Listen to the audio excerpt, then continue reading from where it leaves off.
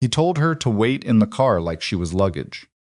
8 months pregnant, feet swollen, back aching, and Lucian Calder walked into that hotel without looking back once.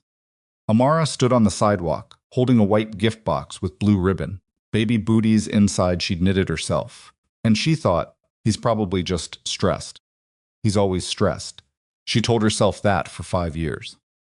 But when the elevator opened on the 14th floor and she heard a woman laugh behind his suite door, not a colleague's laugh, not a business associate's laugh, something cold moved through her chest.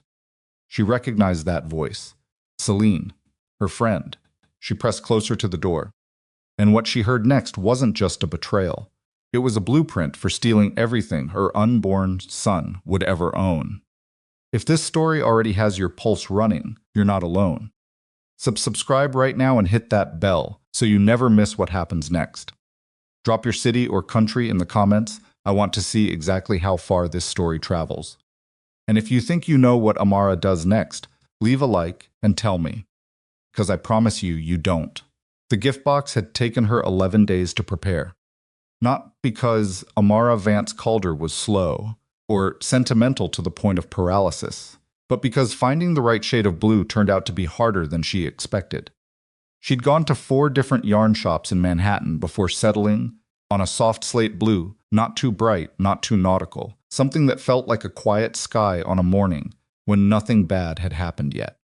She'd knitted the booties herself during the late hours when Lucian was out, when the apartment was, she could sit by the window and pretend that what they were building was ordinary. A family, a child, a future that didn't require 3 security clearances to enter. The ultrasound photograph was tucked beneath the booties in a small cream envelope. She'd written his name on it in pencil, Elias, a name she hadn't shared with Lucian yet because she was saving it for this moment. She'd planned the whole thing like a small ceremony, walk into his hotel suite in Chicago, where he was wrapping up what he'd called a council restructuring, hand him the box, watch his face when he saw what was inside, and for just a few minutes, make him be a father instead of whatever else he was the rest of the time. She'd even bought a new dress, dark green. It fit over her stomach with some effort, but she'd managed. Car Lucian sent to pick her up from O'Hare was black and quiet, and the driver didn't speak unless spoken to, which she'd long since stopped finding unusual. Everything in Lucian's world operated at a volume slightly below human. Cars didn't idle too loud. Doors didn't slam. Men didn't raise their voices unless they wanted something to stop breathing. She'd called him from the lobby of the Halcyon Crown and told him she had a surprise. He'd said, "I'm in a meeting, Amara." She'd said, "I know. This will only take a minute." A pause on his end, the kind that meant he was calculating, not thinking. "Take the car back to the airport. I'll meet at you in New York by Thursday. I'm already in the lobby." Another pause. Longer. "Wait in the car." He said it like it was obvious. Like she was a coat he'd forgotten to hang up. "Wait in the car." She stood in the marble lobby of one of the most expensive hotels in Chicago, 8 months pregnant, wearing a dress she'd bought specifically for this moment, holding a box she'd spent 11 days putting together, and she heard him say, "Wait in the car," and she almost listened. She almost listened. Instead, she said, "Okay," and she walked to the elevator. She told herself she just wanted to see his face when he opened the box. That was all. She wasn't suspicious. She wasn't checking up on him. She had given him 5 years of the benefit of the doubt, and she intended to give him at least 5 more. That was what she told herself as the elevator climbed to the 14th floor, and the numbers ticked upward, and she shifted the box to her left arm because her right shoulder had been aching since Tuesday. The corridor on 14 was empty. Gold light, dark carpet, the kind of silence that costs money. She counted room numbers until she reached the suite, and she stopped in front of the door, and she raised her hand to knock. That was when she heard the laugh. It came through the door, the way sounds do when people inside a room have forgotten that walls are not as solid as they feel. A woman's laugh, low and self-satisfied, the laugh of someone who was comfortable, who was settled, who had been in that room many times before. Amara's fist stayed in the air. She did not knock. She stood very still, and she listened, and she heard the voice that came after the laugh. "Celine Ward." Not a stranger. Not some anonymous woman from a business dinner, Amara could rationalize away. Ceciline's, who had sat at her kitchen table drinking coffee 6 weeks ago and asked about the nursery colors and held Amara's hand and said, "You're going to be such a good mother." Celestine, who sent her prenatal vitamins for her birthday and texted her funny videos about maternity fashion and called herself Amara's person in a city full of people she didn't entirely trust. For approximately 3 seconds, Amara told herself there was an explanation. A meeting, a coincidence. Something she was misunderstanding through a hotel door because she was 8 months pregnant and her feet hurt, and she'd been on a plane for 2.5 hours, and her brain was doing things that tired, swollen brains did. Then she heard Lucian's voice. Not tender.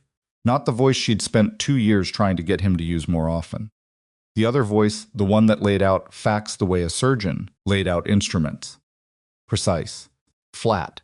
Entirely without hesitation. "The papers need to reach her within 24 hours of delivery," he said.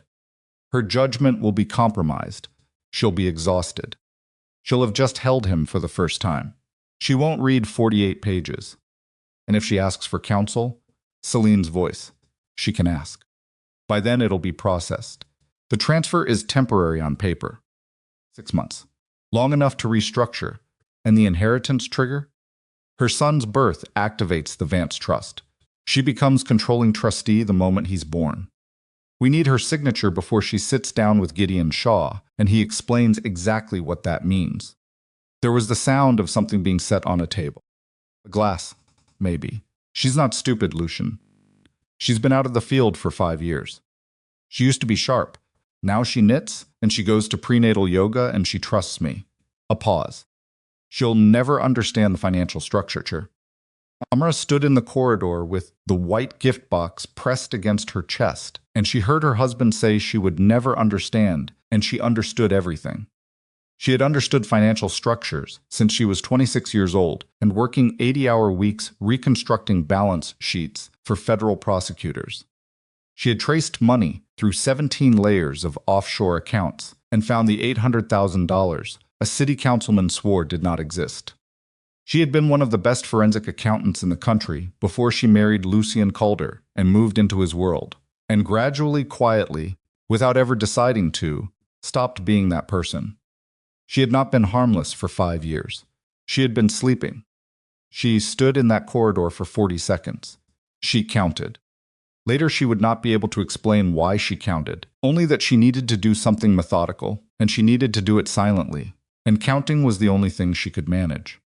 40 seconds of her husband's voice explaining to her former friend exactly how they intended to use her newborn sons as a financial instrument. Then she heard the elevator at the end of the corridor. The doors opened. Lucian stepped out. He saw her the same moment she saw him, and for the space of a full breath, neither of them moved. He was carrying nothing. His jacket was buttoned. His face did the thing it did when he was calculating, not alarmed, not guilty, not the face of a man who'd been caught, but the face of a man who was already deciding how to manage what had just happened. Amara smiled first. She lifted the white gift box. "I found the room," she said. "I thought I'd surprise you." Something's moved across his expression and was gone so fast she almost doubted it. Fear, pure, unfiltered, instinctive, the face beneath the face. It lasted maybe half a second, and then the controlled version returned, the one she'd seen in boardrooms and at funerals and at every dinner where someone was trying to negotiate with him. "I told you to wait in the car." "I know," she said. "I'm sorry. I just wanted to give you this. It's the ultrasound." She held the box out and watched him take it, and she kept the smile in place, and she did not shake. She had been an elite forensic accountant. She had sat across tables from men who had hidden millions of dollars and looked into her eyes and lied with absolute confidence. She knew how to listen to something terrible and show nothing. The door to his suite opened behind him. Celine stood in the doorway, in a silk blouse the color of cream, and Amara watched her face cycle through 4 emotions in 2 seconds: shock, calculation, false warmth, and then the bright professional smile she used in rooms where she needed everyone to like her. "Amara, I didn't know you were coming." "Nobody did," Amara said pleasantly. It was supposed to be a surprise. She stayed for 22 minutes. She drank a glass of water Celine brought her. She listened to Lucian explain that Celine was helping restructure some alliance documentation, boring stuff. You'd hate it, and she nodded and said that sounded complicated, and she was glad he had good people around him. She asked about the meeting. She asked if he was eating enough. She commented on the view. She was perfect. When she stood to leave, Lucian walked her to the elevator. He pressed the button. He looked at the box in his hands, and for one moment, she thought she saw something almost human move through him, something that might have been regret or shame or the faint outline of the man she'd believed she was marrying. "This is a nice thing you did," he said. "Open it later," she told him. When you're alone, the elevator came. She stepped in. She turned around. He was still looking at her. "I love you," she said. It was the last time she meant it. On the plane back to New York, she sat with her hands folded over her stomach, and she played back every word she'd heard through that door. She played it back 4 times, 5 times, 6, not because she needed to understand it, but because she needed to be certain her memory was exact. She was a forensic accountant. Accuracy was the only currency that couldn't be forged. When she landed, she went to the bathroom in the terminal and stood at the sink and looked at herself in the mirror for a long time. Then she took out her phone and she typed out everything she remembered, word for word. Every phrase Lucian had used, every term, the timeline, the mention of 48 pages, the clinic arrangement she was only beginning to understand, Celine's questions, Lucian's answers. She typed it all into a note she encrypted with a password. Lucian did not know and had never asked about because he had, as he said, never understood her to be particularly technical. She was very technical. She deleted the typing app from her visible home screen, and she nested the note inside a folder, and she put her phone in her bag, and she walked out of the terminal bathroom, past a woman trying to manage a toddler who wouldn't keep his shoes on, and Amara held the door for her and smiled and said he's beautiful, and the woman said thank you. He's a nightmare, and they both laughed, and then Amara got in her car and drove home. That night she made dinner. She watched television. She took a long bath and talked to her unborn son in the way she'd been doing for months quietly, conversationally, like they were already acquainted. She told him that things were going to get complicated. She told him she was sorry in advance for the part of his childhood that was going to be shaped by what she was about to do. She told him that she was scared. She was. She was terrified. But scared was not the same as helpless, and she had confused the two for long enough. In the morning, she called Gideon Shaw. He'd been her father's attorney for 30 years, and her own for the 11 years since her father died. He was 71, had a voice like gravel rolling in a tin can, and was the only person in New York she was certain Lucian had never managed to reach. She'd maintained that relationship quietly, methodically, paying retainer fees from an account Lucian knew about, but had never examined because it was modest and domestic, and he had bigger accounting concerns than her personal legal expenses. She told Gideon she needed to see him in person. He said, "I've been waiting for this call for 2 years." She took a cab to his office on Lexington, which smelled like old paper and the particular kind of seriousness that accumulates in rooms where hard truths are regularly spoken. She sat across from him, and she told him everything she'd heard through the hotel door, and she watched his expression go through a slow, grim transformation, the kind that happens in old men who have seen a great deal and hope to be surprised by the world less often than they still are. When she finished, he was quiet for a moment. Then he said, "Amara, when your son is born, you become the controlling trustee of the Vance Maritime Holdings, the property trust, and the investment portfolio your father set aside in 1998. Combined value at last quarter's assessment was somewhere north of $400 million. She had known it was significant. She had not known the number. And Lucian knows this. Lucian has known this since before he married you. I don't say that to be cruel. I say it so you understand the size of what you're dealing with." She sat with that for a moment. The office was very quiet. Outside on Lexington, a bus went by. "How long has he been in financial trouble?" Gideon folded his hands. "I've heard things. restructuring in the alliance. Losses nobody will name specifically. There are people circling his organization who are very skilled at making a man's empire look stable until they're ready to take it. Victor Sorin, she said. Gideon looked at her. I don't know that name yet, she said. But I'm going to. She went home. Lucian called from Chicago that afternoon, warmer than usual, asking how she was feeling, mentioning that he'd looked at the ultrasound and couldn't believe how much the baby already looked like a person. She listened to him be tender over the phone, and she said the right things, and she watched the kitchen wall while he talked, and she thought about 48 pages, and a maternity clinic, and a woman in a cream blouse who had sat at this table, and told her she was going to be such a good mother. 2 days later, Lucian came home. He brought flowers, peonies, which he knew she liked, and he sat with her on the couch and put his hand on her stomach and talked about the nursery, and whether the pale yellow she'd chosen was right, or whether something warmer might be better for a boy. He was good at this. She had always known that about him. He was exceptionally good at making a room feel like the safest place she'd ever been. The folder arrived by courier on Thursday. 48 pages, thick stock paper, tabbed for signatures at 17 different points. Cover letter described it as routine guardianship documentation, standard in their kind of estate arrangement, nothing she needed a specialist to review. She held it in both hands. Lucian was watching her from across the kitchen island with an expression of carefully calibrated normalcy. My attorney should look at this, she said. 1 second. Barely a full second, but she saw it, the tightening around his eyes, the slight press of his jaw, the thing beneath the mask rising toward the surface before he forced it back down. Of course, he said. Totally routine, but absolutely. Whatever makes you comfortable. I'll call Gideon. Sure. She set the folder on the counter, and she went to make tea, and she heard him behind her, very still, not moving, the way a large thing gets still when it is trying to decide what to do. That night, she found the unused music room.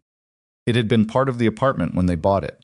A previous owner had been serious about something she couldn't now identify, cello maybe, or piano, and it had a heavy door and good acoustics, and she had used it twice in 5 years. She moved a small table inside. She brought her old laptop, the one from before the marriage that she'd kept at the back of a closet with a hard drive she'd never cleared. She set up the table so it faced the door, and she called her former colleague, Nadia Pierce. Nadia answered on the second ring. I need to come back, Amara said. Pause. Back where? Back to work. Not officially. Privately. I need someone I trust. Another pause. Amara heard her shift in her chair. What kind of work? Nadia asked carefully. The kind I used to do. Following money. Finding what people have hidden. Amara. Nadia's voice dropped. Are you safe right now? She looked at the closed music room door, and she thought about her son shifting inside her, and she thought about 48 pages and the word temporary, and what Lucian meant when he used words like that. I will be, she said. She wasn't sure if she believed it yet, but she was going to build toward it, one thread at a time, the way she had always worked patiently, methodically, starting with the first number that didn't quite balance and following it until the whole shape of the lie became visible. She didn't know yet how large the shape was. She didn't know yet that behind Celine's stood a man who had once tried to take everything her father built, a man who had simply been waiting for a better angle of approach. She didn't know yet that he'd already arranged for her to be watched. What she knew was this: her husband had called her harmless, and she had 11 days' worth of knitting and a forensic accountant's memory and a music room with a heavy door, and she was done letting him be right. The music room smelled like dust and old wood and the particular kind of quiet that settles into spaces nobody uses. Amara had dragged a space heater in on the second night because the room didn't have its own vent, and by 10 o'clock the cold came up through the floor in a way that made her ankles ache. She sat at the small table with the old laptop open and a legal pad beside it and a cup of tea that was always either too hot or already cold, and she worked. Nadia had sent her the first package of documents 2 days after that phone call. A thumb drive in a plain envelope addressed to her maiden name, a small precaution Amara had suggested and Nadia had executed without asking why. The drive contained publicly available corporate filings, shell company registrations pulled from 3 different jurisdictions, and a set of financial disclosures Lucian's alliance had filed with a private oversight body that Nadia had spent 11 years learning how to access without leaving tracks. Amara looked at the first page and felt something happen in her chest that wasn't quite grief and wasn't quite relief. Recognition. The feeling of a language coming back to you after years of disuse, awkward at first, then faster, then completely natural, and you wonder how you ever forgot it. She had not forgotten it. The first shell company was called Meridian Scope Holdings. It had been registered in the Cayman Islands 4 years ago, which was 1 year before Lucian had started talking about the alliance restructuring in terms that made it sound like routine maintenance. Meridian Scope had 11 subsidiary entities, 2 of which held real assets, a logistics company in Rotterdam and a cold storage facility in Gdansk, and 9 of which existed only on paper. Paper ones had been moving money. She traced the flow the way she always had. Start with the anomaly, find the pattern, follow the pattern until it breaks. And when it breaks, that's where someone made a choice they didn't want anyone to see. The first break appeared in the 3rd subsidiary. A payment of $430,000 to a consulting firm in Malta that had been registered 6 weeks before the payment arrived and dissolved 4 months after. Classic. Almost boring. The kind of structure a mid-level financial criminal built when he thought nobody smart enough to notice was looking. She wrote the name of the Malta firm on her legal pad and circled it. Then she went to bed because it was 2 a.m. and she was 8 months pregnant and her lower back had been making its feelings known since roughly dinner. Lucian was asleep when she came to bed. She stood in the doorway for a moment and looked at him, the shape of him in the dark, the way his shoulders rose and fell with the particular rhythm of deep sleep, which she had studied over 5 years, with the attentiveness of someone who loved a person too much for their own good. She had memorized that rhythm. She had found it comforting, in the way that reliable things are comforting. She got into bed very carefully, and she lay there in the dark. And she thought about $430,000 moving through Malta, and she thought about 48 pages sitting in a courier envelope on her kitchen counter, and she thought about the way Lucian's face had tightened for 1 second when she mentioned Gideon. She did not sleep for a long time. The next morning, Lucian made breakfast. He was in one of his domestic moods, the ones that appeared unpredictably, like weather, and that she had once found disarming and now recognized as something that required careful navigation. He made eggs the way she liked them, slightly soft in the center, and he poured her orange juice, and he asked about the baby's movement, and he was so entirely convincing that she had concentrate on keeping her expression from giving away the effort it was costing her to sit across from him and eat eggs and be a woman who didn't know anything. "Have you eaten enough this week?" he said, not looking up from his plate. "Mostly. The heartburn's been worse. I can call Dr. Ellison. It's normal. I read that it gets worse in the 3rd trimester." He nodded. He ate. He reached across the table and briefly covered her hand with his, and she let him, and she smiled, and she thought, Meridian Scope. Malta. 11 subsidiaries. 9 on paper. That afternoon she called Nadia from the music room. "The Malta firm," she said. "I know," Nadia said. "I found the same break. But look at the timing, the money doesn't sit there. It moves again within 36 hours. Rotterdam is just a waypoint. Where does it end up? That's where it gets interesting." Amara could hear Nadia clicking through something. "There's a private equity vehicle registered in Liechtenstein under the name Aurum Sable Partners. Very small footprint," one reported director. "A man named Victor Zollner." Amara wrote the name. "Who is he?" "That's the name on the papers. He doesn't appear to actually exist in any substantive way, no photographs, no conference appearances, no industry profile. Which means Aurum Sable is a front, and whoever is actually running it didn't want their real name anywhere near it. Can you find the real name? I'm working on it." A pause. "Amara, the amounts flowing through this structure are not small. We're looking at somewhere between $80 and $110 million over 3 years. This isn't skimming. This is systematic." Amara sat very still. Someone has been systematically draining Lucian's alliance. Yes, and he knows he has to. These are his accounts. He either built this structure himself or he discovered it and didn't report it, because reporting it would have meant admitting how compromised he already was. She looked at the legal pad, the circle around the Malta firm name. He needed the Vance Trust, she said, mostly to herself. What? He needed a fast injection clean knee to fill the hole before anyone outside the inner circle noticed the size of it. And the cleanest money available was your inheritance. My son's inheritance. She put the pen down. He wasn't just using me. He was using a baby who hasn't been born yet. Nadia was quiet for a moment. Outside the music room door, somewhere in the apartment, Amara heard Lucian on the phone. His voice low, measured, the tone he used when a conversation required precision. I need the real name behind Orem Sable, Amara said quietly. As fast as you can. She came out of the music room and crossed the apartment toward the kitchen, and she passed the hallway. And she caught one phrase from Lucian's call before he heard her footsteps and adjusted 2 words. Just 2. That landed in her chest like stones dropped into still water. Friday's ceremony.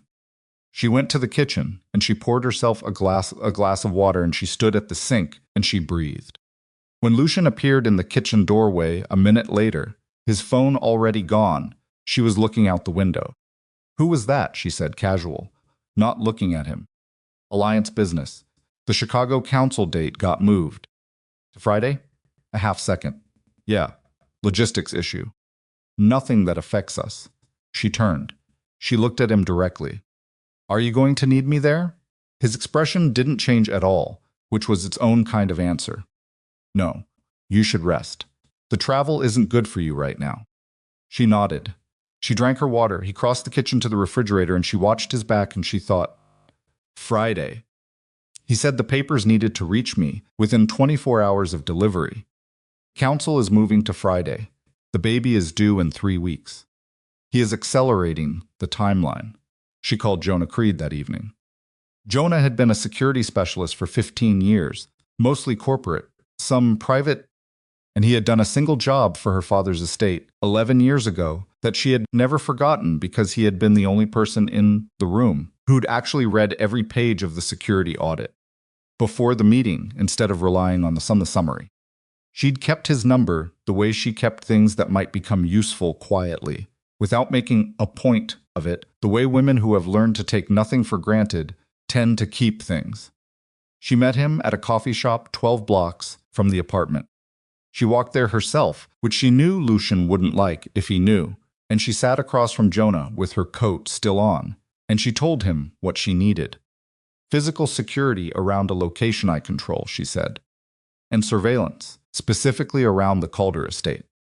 I need to know what's coming in and going out. Jonah looked at her over his coffee cup. He was a compact, unhurried man who always gave the impression of having already thought about the last 3 things you were going to say. You know, if your husband finds out you've hired someone to watch his house, that creates a situation. My husband, she said carefully, has already created the situation. I'm just trying to get ahead of it. He was quiet for a moment. Then, what am I looking for specifically? Anyone from outside the alliance, making contact with anyone inside. Particularly anyone connected to a woman named Celine Ward or a financial vehicle called Orem Sable Partners. He wrote nothing down. He didn't need to. Timeline? Immediate. There's a council ceremony on Friday that I think is a deadline for something I can't let happen. Okay. He finished his coffee and set the cup down with a small, decisive click. I'll need 48 hours to set up properly. You have 36. He looked at her for a moment. Then he nodded once, and he put on his jacket, and he left. She sat there for a few extra minutes with her hands wrapped around her cup, and she noticed that her hands were shaking slightly, not from fear exactly, but from the particular adrenaline of a decision that cannot be undone. She ordered a piece of toast and she ate it slowly, and she told herself she was being methodical. She was being careful.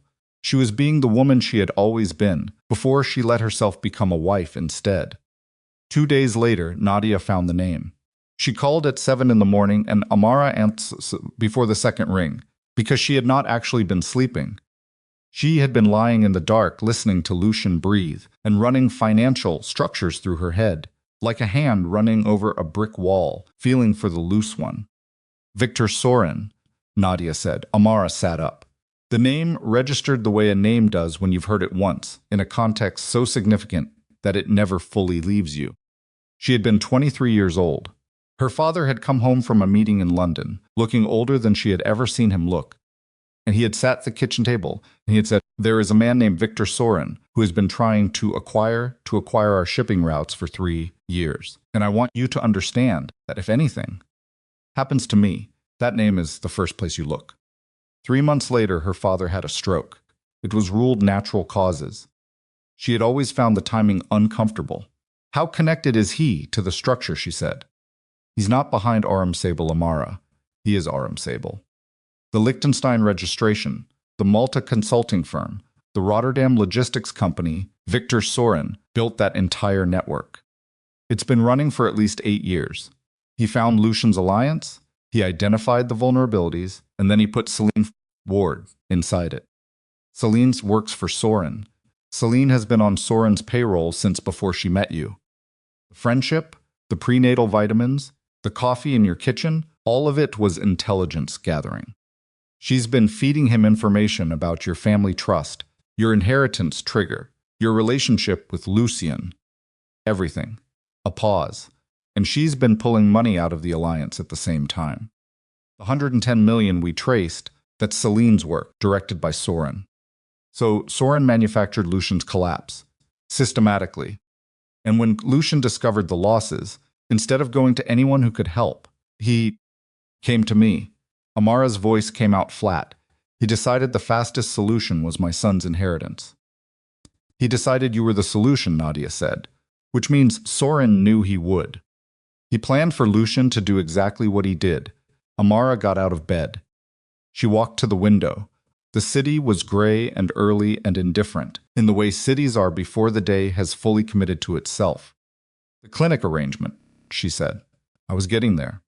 Jonah found it this morning. There's a private maternity facility in Chicago, the Harlan Clinic, that has a direct financial relationship with one of Sorin's holding companies. Someone has already been in contact with them about a patient admission protocol. The instruction is to give access to a specific attorney, a man named Paul Greff, who represents Celine Ward within the first 12 hours of delivery. While I'm recovering, while I've just had a baby. While you'd sign anything someone put in front of you, if they told you it was necessary." She pressed her forehead against the cool glass of the window. The city looked very far away. "Nadia," she said, "does Lucian know about the clinic?" The silence lasted long enough that she already knew the answer. He approved the arrangement. Jonesma pulled the communication. Lucian's own security coordinator sent the confirmation to the clinic administrator. He signed off on Paul Greff's access. She didn't say anything for a moment. Outside, a taxi went by. A woman walked a dog. The morning continued in the way mornings do, without any acknowledgement of what had just been said in an apartment 14 floors above it. "Thank you, Nadia," she said. "Keep everything you found. All of it." She hung up. She stood at the window for a long time. Then she got dressed. She made coffee. She sat at the kitchen table, and when Lucian came out of the bedroom 40 minutes later in his robe, she looked up at him, and she thought about all of it: the clinic, the attorney, the timing, the 48 pages, the Malta firm, the baby who was 3 weeks from being born. And she looked at her husband, who had put his hand on her stomach last Thursday, and said, "I can't believe how much he already looks like a person." And she said, "Tell me about Victor Sorin." Coffee cup in Lucian's hand stopped moving. It was a very small motion, or the absence of a motion, which was its own kind of evidence. He recovered in less than 2 seconds, and he set the cup down, and he looked at her with a controlled expression, and he said, "Where did you hear that name? Does it matter?" "Yes." "Why? If it's nothing I need to be concerned about." He sat down across from her. He took his time doing it, the way he took his time doing everything when he was constructing an answer that needed to hold weight. Victor Sorin is a financier. He has interests in several industries that overlap with the alliance. He's been looking for a way into our structure for years. Has he found one? A beat. We're managing it, by using my inheritance to fill a hole he created. The room went quiet in a specific way, the particular silence of a pretense reaching the end of its useful life. Lucian looked at her across the kitchen table, and she looked back at him, and the version of this marriage that had depended on her not knowing things sat between them, and became, in that moment, a past tense. "You were in the corridor," he said. "Not a question." "I heard enough. Amara, the clinic, Lucian." Her voice was very steady. She was proud of that. "You approved access for Celine's attorney to my hospital room." Within 12 hours of me giving birth, something moved across his face. Not guilt exactly. Guilt was too clean a word for it. Something more complicated and uglier. The face of a man who had told himself a story about his own choices, for long enough that he had partially believed it, and was now being shown the story from outside. It was supposed to be temporary. Don't. The word came out with more force than she expected. She stopped. She breathed. She set her hands flat on the table. "Don't explain the structure to me. I traced the structure myself. I know exactly what temporary means in the context of a 6-month trust transfer that would have given you full operational access to $400 million while I was recovering from labor." He didn't speak. "How long has the affair been going on?" A long pause. 18 months. And the plan to use the inheritance. The clinic arrangement came later, after I understood how serious the losses were. "Celine is stealing from you," Amara said. "Has been for years. She's working for Soren. She has been since before she sat in my kitchen and told me I was going to be a good mother. She watched the information enter him and reorganize something." He went very still. "That's not," he stopped. "It is. I traced the money, Lucian. It leads directly to Soren, through at least 3 jurisdictions and 8 years of careful preparation. Celine was never your ally. She was his instrument." She looked at him steadily. "You put me and our son in danger to protect an empire that someone has been quietly gutting for 8 years, and the person who was helping them do it was sleeping in your hotel suite." He put his hands on the table. She noticed they weren't entirely steady. "I was trying to save it," he said. "I know. Everything I built, the businesses, the people who depend on." "I know." She stood up. Her back ached. Her feet ached. Her chest ached with something that wasn't quite grief, but was close enough that she could distinguish them at the moment. "I know exactly what you were trying to do, and I know exactly what you were willing to do to accomplish it." She picked up her coffee cup and she walked it to the sink. "I want independent counsel for the documents. I want Gideon Shaw in this apartment by end of week. And I want you to understand that whatever happens next happens in the open." "Amara, don't." She turned the water on. She rinsed the cup. She was aware of him, behind her, of the size of him, of the fact that she was standing in a kitchen with a man who ran a criminal empire, and she had just dismantled his most important deception to his face. She kept her hands steady under the water. "I'm going to go rest. The baby has been moving all morning, and my back is terrible, and I have things to think about." She left him in the kitchen. In the bedroom, she sat on the edge of the bed, and she let herself shake for approximately 4 minutes. Controlled. Private. 4 minutes of her heart doing something loud and uneven inside her ribs while she breathed through it. Then she stopped. She pressed her hands to her stomach, and she felt her son shift, and she said very quietly, "We're okay. I'm going to make sure we're okay." She was not entirely sure that was true yet.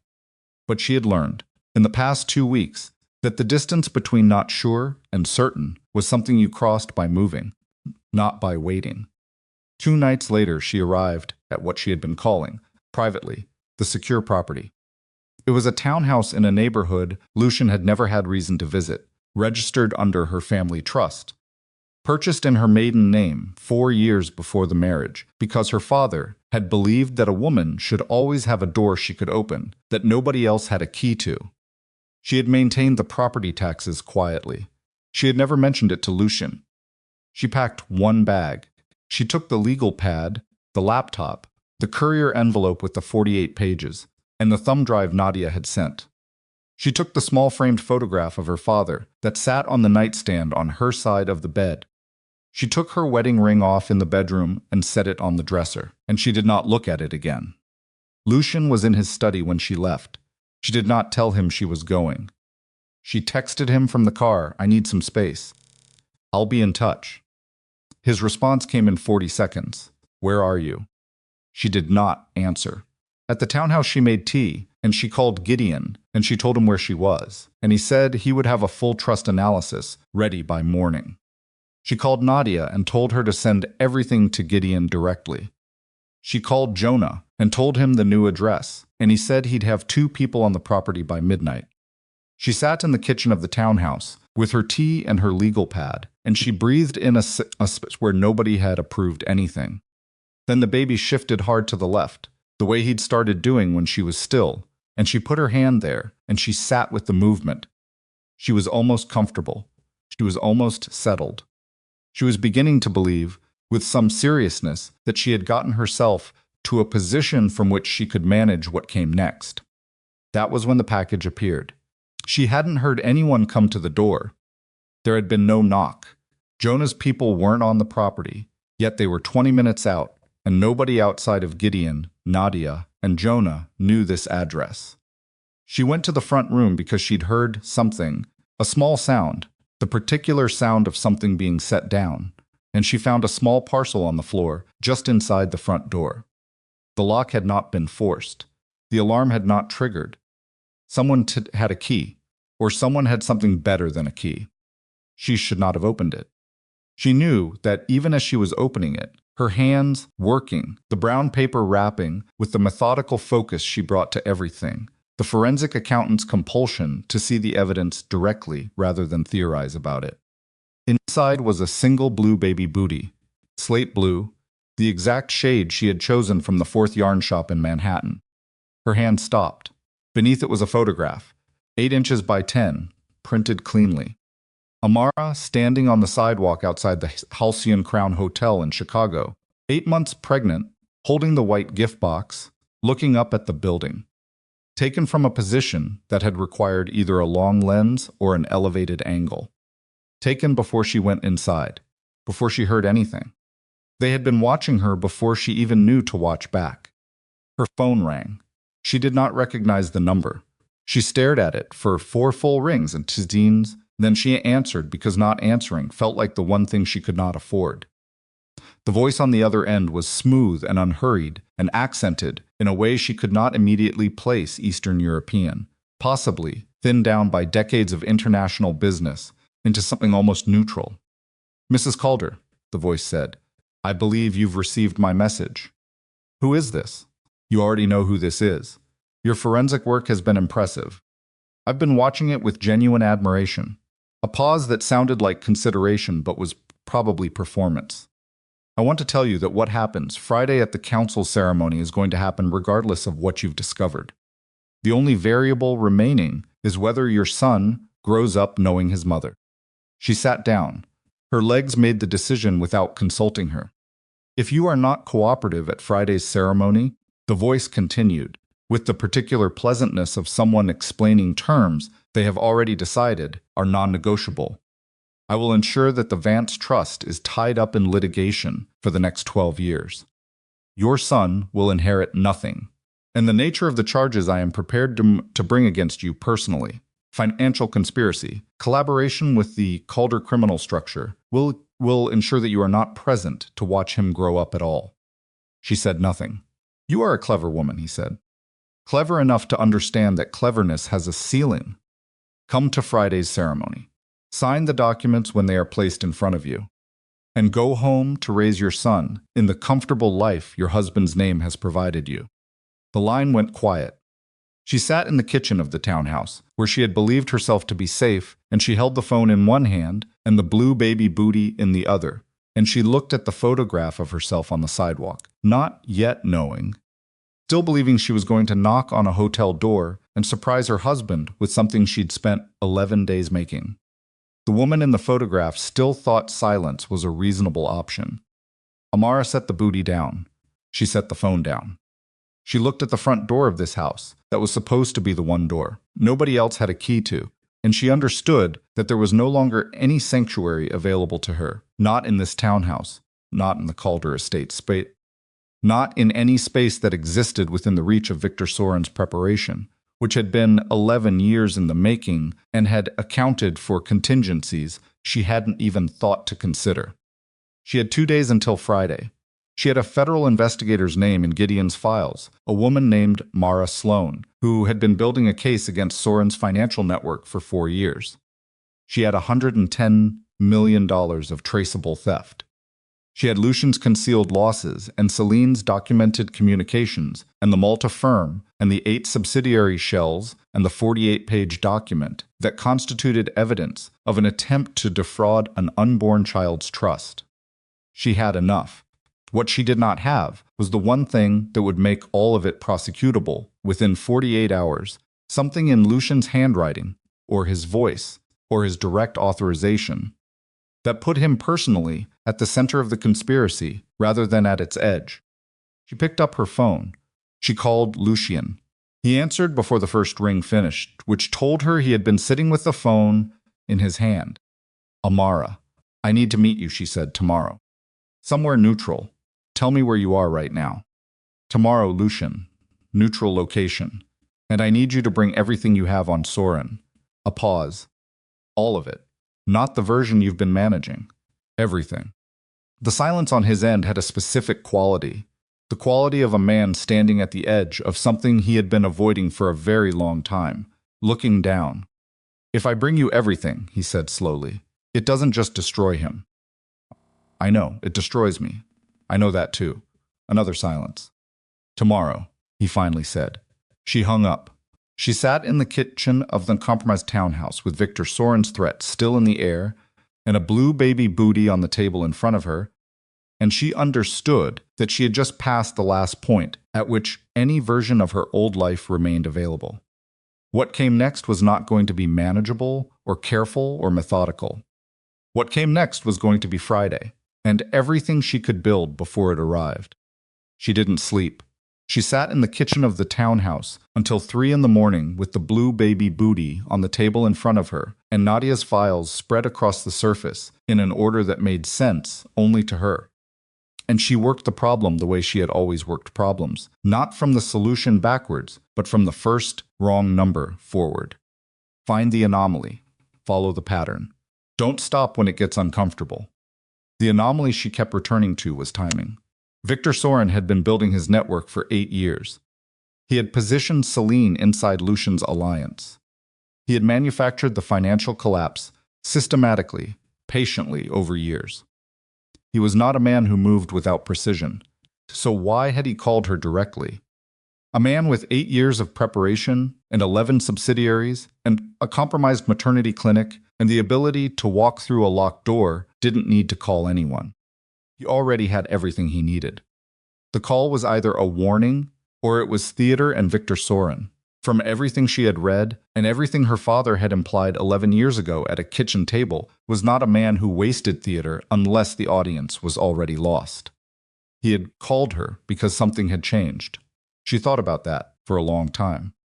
At 3:45, she put the files in order, stacked them, and went to the small bedroom at the back of the townhouse and lay down fully clothed on top of the covers with her hand on her stomach, and she closed her eyes, and she did not sleep, but she rested, which was the closest available option. Jonah's people had arrived at midnight, 2 of them, quiet and unobtrusive, one at the front and one at the rear, and she could hear, very faintly, the occasional sound of movement that confirmed they were there. It helped more than she expected. Not because it made her feel safe exactly, but because it made her feel less alone in a way that safety and loneliness were not the same thing, and she had been confusing them for years. At 7, she got up and made coffee, and she called Gideon. "The trust analysis," she said. "Ready. Can you come in this morning?" "I need you to come here." A pause. "Amara, I'm 71 years old, and I haven't taken a house call since." "I need you to come here," she said again, quieter. "Please." He arrived at 9:30 with a leather briefcase that looked as old as he was, and a thermos of his own coffee which told her he had not expected to find good coffee at her location and had made appropriate provisions. She respected that. She made him sit at the kitchen table, and she put the 48-page document in front of him, and she waited while he read. He read the way lawyers read slowly, completely, with a pen in his hand that he moved across the page in small, precise annotations. She watched his face while he read. It didn't give much away, but she had known Gideon for 11 years, and she could read what wasn't there as well as what was. The absence of surprise was itself informative. When he finished, he set the pen down and he looked at her over the top of his reading glasses. This document was drafted by a very sophisticated attorney, he said. I know. It would not survive serious legal scrutiny. The language around the temporary transfer mechanism has 3 structural vulnerabilities that any competent trust attorney would find within an hour of examination. I know that too, which means it was never designed to survive scrutiny. It was designed to be signed under conditions where scrutiny wasn't available. He took his glasses off. The clinic arrangement. Yes, he was quiet for a moment. He picked up his coffee thermos, and he poured a cup, and he set it down, and he looked at the document again, not reading it this time, just looking at it the way you look at something that has confirmed something you already suspected. Your husband is not the primary architect of this, he said. This document has Victor Soren's fingerprints on it. I have seen his methodology before. Your father showed me a similar structure 15 years ago, different assets, same approach. Create the crisis, position the solution, control the signing environment. He killed my father, Amara said. Gideon didn't answer immediately. He picked up his coffee cup and he held it, and he looked at the wall. Your father's stroke was never formally investigated as anything other than natural causes, he said carefully. That's not what I asked. Another silence. I don't know, he said finally. I have wondered. For 11 years I have wondered. He looked at her. Which is why I have kept your trust accounts at an arm's length from anything connected to the called structure, regardless of how many times your husband suggested. Consolidation would be more efficient. She hadn't known that. The consolidation requests, she remembered them vaguely. Paperwork Lucian had mentioned once or twice as administrative housekeeping. She had not known Gideon had been blocking them. Thank you, she said. Don't thank me yet, he set the document aside. You have a meeting with Lucian today. This afternoon. What do you expect him to bring? He said everything. I think he meant it. She turned her coffee cup in her hands. He's not an idiot. He knows his position. His only way out of this with anything intact is cooperation. And the only cooperation worth anything is complete.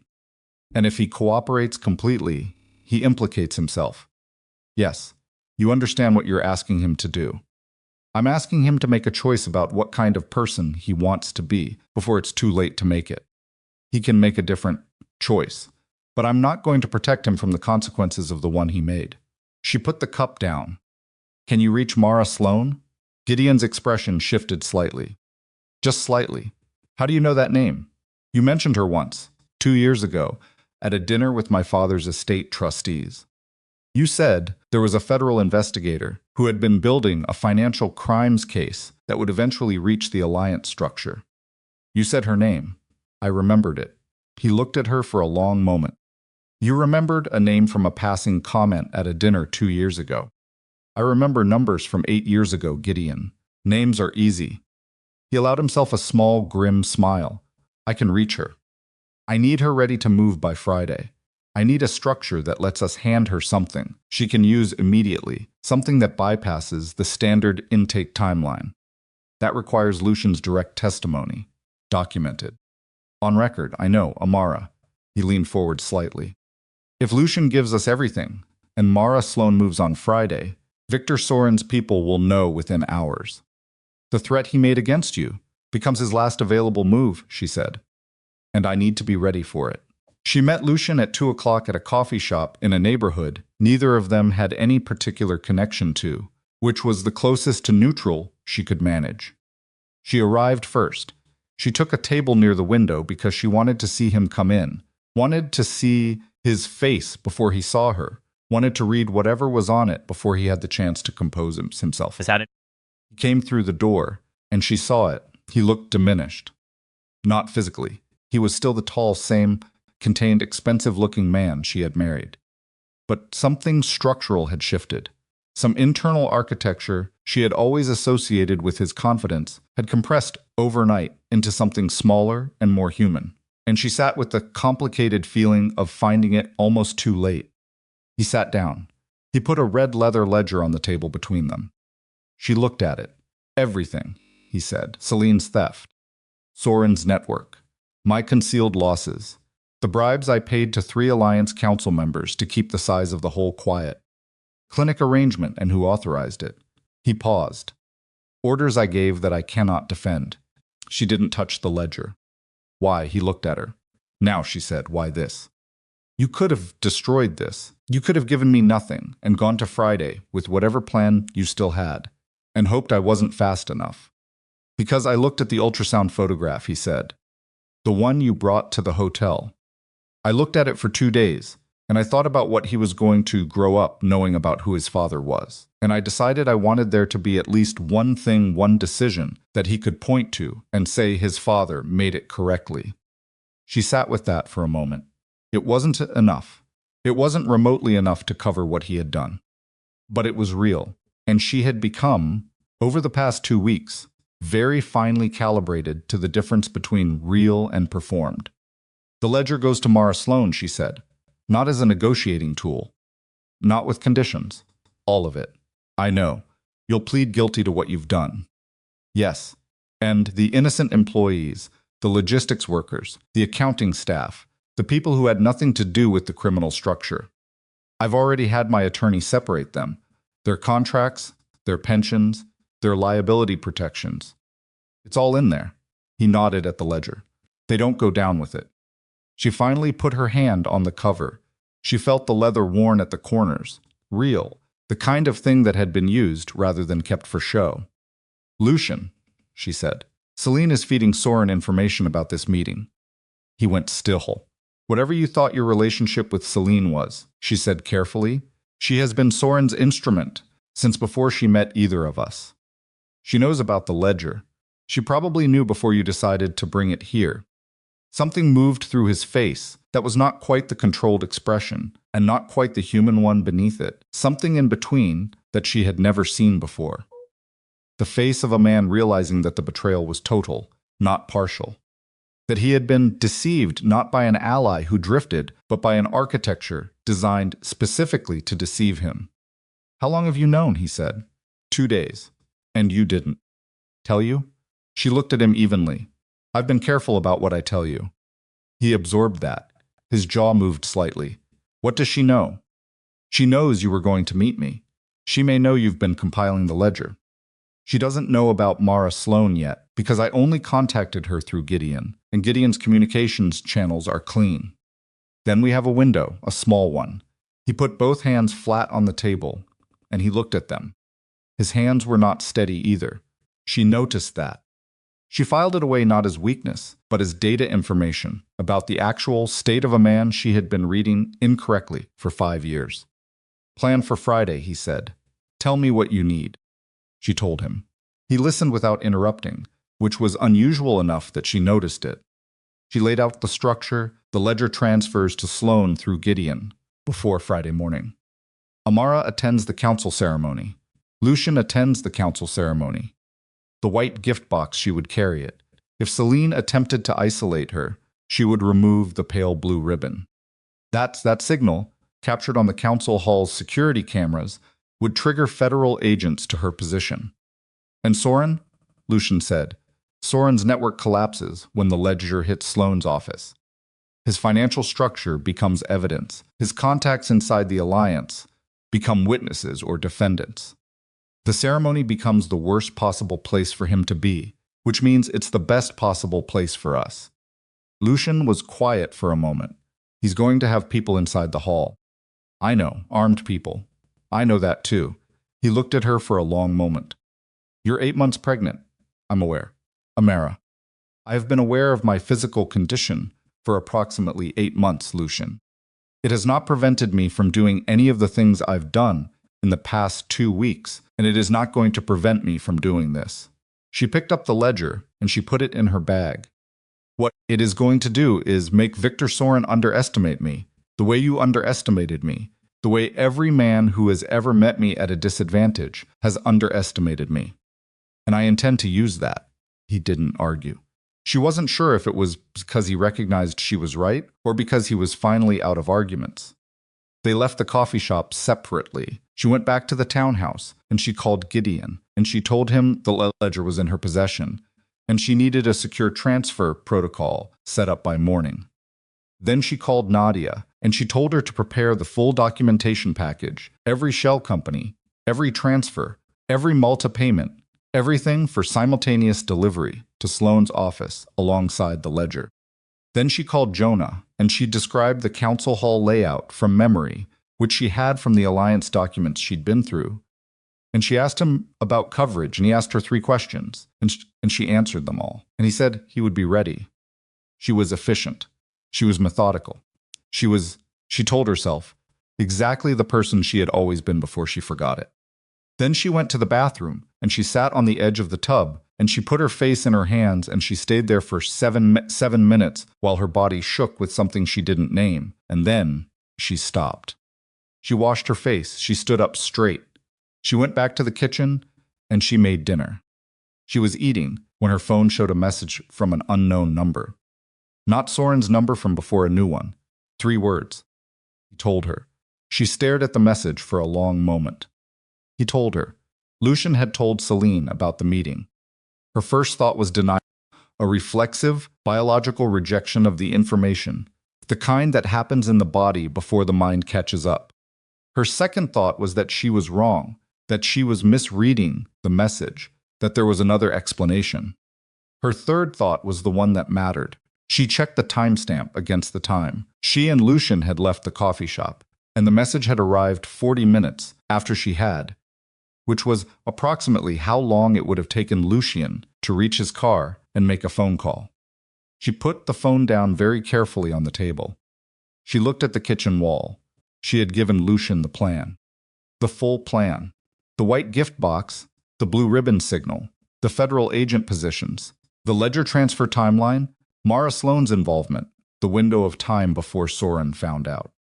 She had told him everything, because she had believed, sitting across from him with the red ledger on the table between them, that she had read him correctly, that the face she had seen when he talked about the ultrasound photograph was real. She had been doing this for 2 weeks, building a structure out of information and logic and the skills she had spent 5 years pretending she didn't have, and she had sat across from her husband and she had read him the way she read financial documents looking for the anomaly, finding the pattern, and she had concluded that he was finally, at the edge of everything, telling the truth. She had been wrong. Her phone rang. Unknown number again. Different from the first, she answered. Mrs. Calder, Soren's voice. The same smooth, unhurried cadence from before, but with something added to it now. Something that might have been satisfaction, if satisfaction were something a man like Victor Soren ever allowed himself to feel. I owe you an acknowledgement. Your investigative work over the past 2 weeks has been genuinely impressive. Most people take considerably longer to reach the conclusions you reached. She said nothing. Your husband is a complicated man, Soren continued. He brought you the ledger in good faith, I believe. He genuinely intended to cooperate with your plan. A pause. He called Celine afterward because he is the kind of man who, even at the edge of everything, cannot fully resist the reflex of covering his flanks. He told her about the ribbon signal and the federal positioning. He didn't believe he was betraying you. He believed he was negotiating a secondary insurance policy. He gave you my plan, she said flatly. He gave Celine pieces of your plan. Celine gave them to me. The distinction may feel meaningful to him. It does not change the practical outcome. Another pause. Your ribbon signal will not reach federal agents on Friday. The council hall's security camera system will be experiencing technical difficulties between 9 and 11 in the morning. Jonah Creed's people will find that their access credentials have been revoked. A beat. I want you to understand that I take no pleasure in dismantling what you built. It was genuinely well constructed. She gripped the edge of the table with her free hand. The wood was solid and real under her palm, and she held on to that. "What do you want?" she said. "What I have always wanted. Your signature on Friday. No federal involvement. No ledger." The ceremony proceeds as planned. The trust transfer is executed, and in 6 months, genuinely 6 months, I give you my word the assets return to their proper position, with your son's inheritance intact, minus a management fee that your family will never practically miss. And Lucian will face the consequences of his own choices, which are considerable and which I did not manufacture. A pause. You are not responsible for his choices, Mrs. Calder. You are only responsible for yours, and if I refuse, then I will ensure that the evidence of your collaboration with the Calder criminal structure, and there is evidence because you have spent 2 weeks operating inside the exact financial networks your husband controls, using tools and contacts drawn from that world, is submitted to the appropriate authorities before Friday's ceremony concludes. He let that sit for a moment. A mother facing criminal conspiracy charges is not in a position to fight for custody of her son. A mother who cooperates with a straightforward asset management procedure goes home on Friday evening to raise her child in comfort. The line went quiet. She sat in the kitchen of the townhouse, and she looked at the plate of food she had made for herself, and she thought about Lucian calling Celine from his car. She thought about the man who had put his hands flat on a coffee shop table and said, "I want there to be one decision he can point to." She thought about what it meant to be right about a person and wrong about a person at the same time, and how that was perhaps the most specifically human form of error there, was to see someone clearly and still believe in the version of them that didn't entirely exist. She thought about the ribbon signal that Soren's people would be watching for. She thought about Jonah's revoked credentials. She thought about Mara Sloan and a transfer protocol and a ledger in her bag. And then she thought about something Nadia had said 2 days ago, that she had filed away under the category of interesting but not immediately useful. She pulled it back now and she held it up in the light of what had just changed, and she looked at it differently. Nadia had said, the Liechtenstein registration has one weakness. Orem Sable Partners has a sole director structure. Every legal action, every enforcement mechanism, every prosecution pathway runs through Victor Zollner, the fictional name on the papers. If you can demonstrate that Victor Zollner is a fiction and that the real director is Victor Sorenfried, the entire network becomes immediately attachable. Not in 6 months. Immediately. The moment a court signs the attachment order, every account freezes. She had said, "That's useful, but it requires documentary proof of Soren's identity as the real director." Nadia had said, "I know. I'm still looking." Amara set her phone face down on the table. She looked at the red leather ledger in her bag. Lucian had said everything. He had said Soren's network. He had said, "The bribes I paid to 3 Alliance Council members." If Lucian had paid bribes, there was documentation of those payments, somewhere in his records.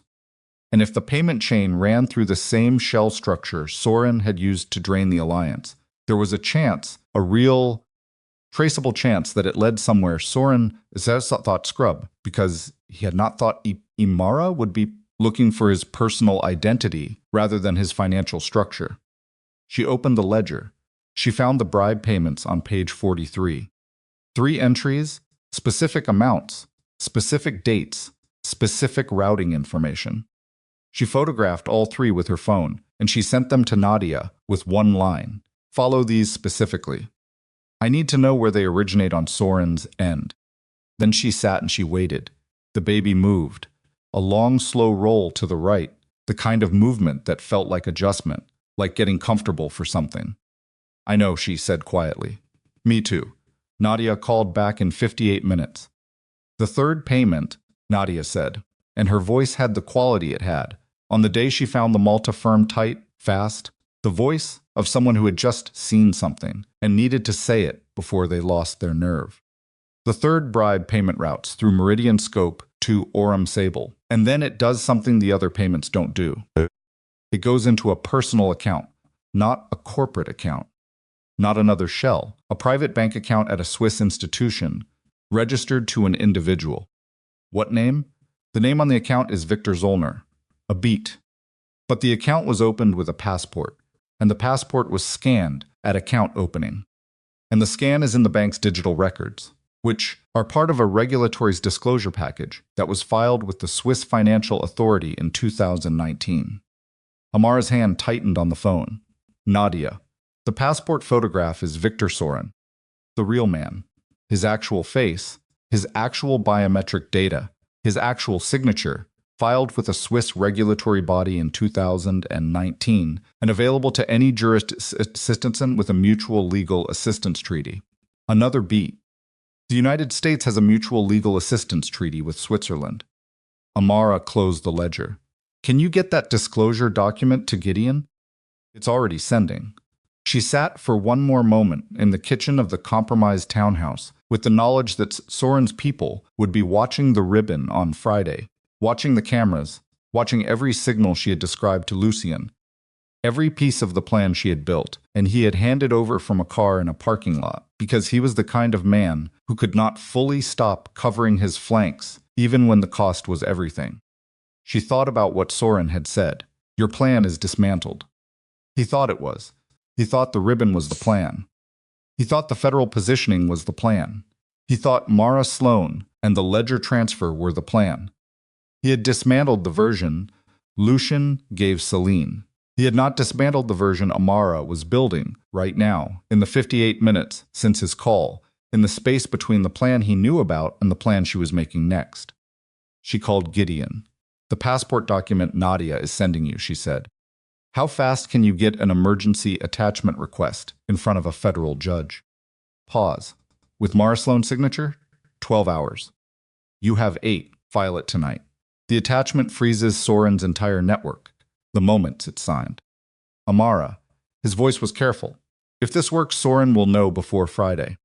He'll know the moment the freeze hits. I know. Which means Friday becomes the moment he has nothing left to lose. I know that too. A long silence. She could hear him breathing. Gideon, who was 71 years old and had been doing this since before she was born, and who had wondered for 11 years about a kitchen table conversation and a stroke that happened 3 months later. I'll call Sloan, he said. Tell her Friday morning. Council Hall, 9 o'clock. Amara picked up her bag, and she put the red ledger inside it, and she stood up. Tell her to bring enough people for a man, with nothing left to lose. She hung up. She stood in the kitchen for one moment with her hand on her stomach and her bag on her shoulder, and the photograph of her father on the counter beside the sink, and she thought about a woman who had stood in a hotel corridor 40 seconds too long and heard something she was never supposed to hear and had walked back into a room with a smile and a white gift box and lied better than her husband did.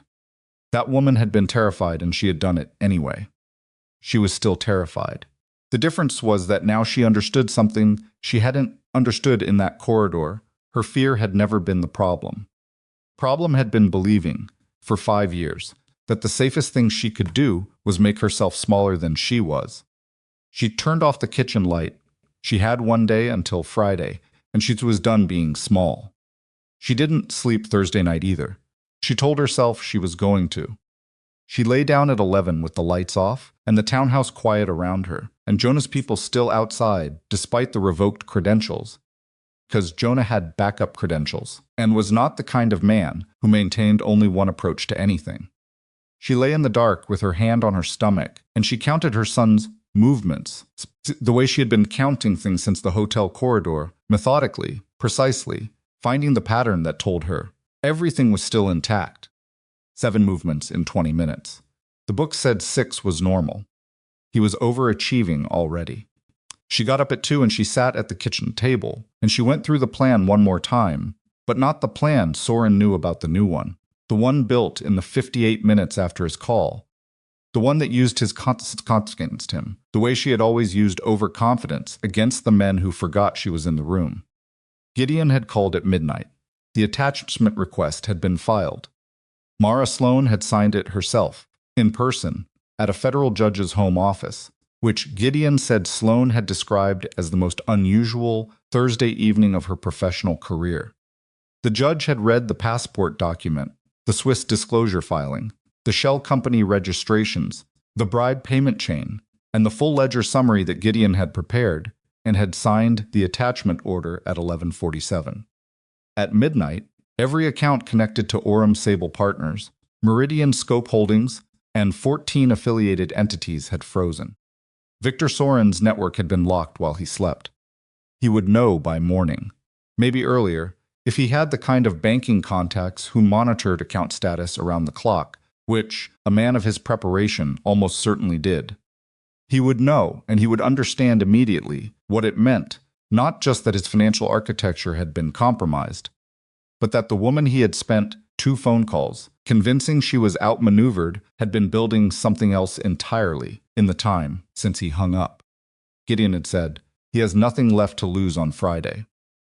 She had said, I know, what she had not said, because she had not wanted to say it aloud until she was certain, was that a man with nothing left to lose was also a man who had stopped being strategic. Victor Soren had spent 8 years being strategic. 8 years of patience and positioning and manufactured timing. She was betting that the loss of that structure, the sudden violent freeze of everything he had built, would strip the patience away and leave something rawer underneath. Something that would make mistakes. She had to be in the room when he made them. At 5:30 she showered and she dressed. The midnight blue maternity gown had been chosen carefully, not for aesthetics, but because it had pockets, deep ones, sewn in at her specific instruction by a seamstress Nadia had found. Large enough for a phone and a small recording device, and if necessary, her hands. She stood in front of the mirror and she looked at herself for a long moment. But 8 months pregnant, no wedding ring, dark under the eyes from 2 nights without real sleep. A slight tremor in her hands that came and went, and that she managed by pressing them flat against a surface for 30 seconds until it passed. She was not the woman Soren expected to walk through that door. She was counting on it. She ate toast. She called Nadia one final time and confirmed the documentation package had reached Sloane's office. She called Jonah and confirmed his people would be positioned outside the council hall with a direct line to Sloane's team. She called Gideon, and he said 4 words, Sloane is in position. Then she picked up the white gift box. She had repacked it the night before. The ultrasound photograph was back inside, and one blue baby booty, the one from the townhouse floor, the one Soren had sent through a door that shouldn't have been openable.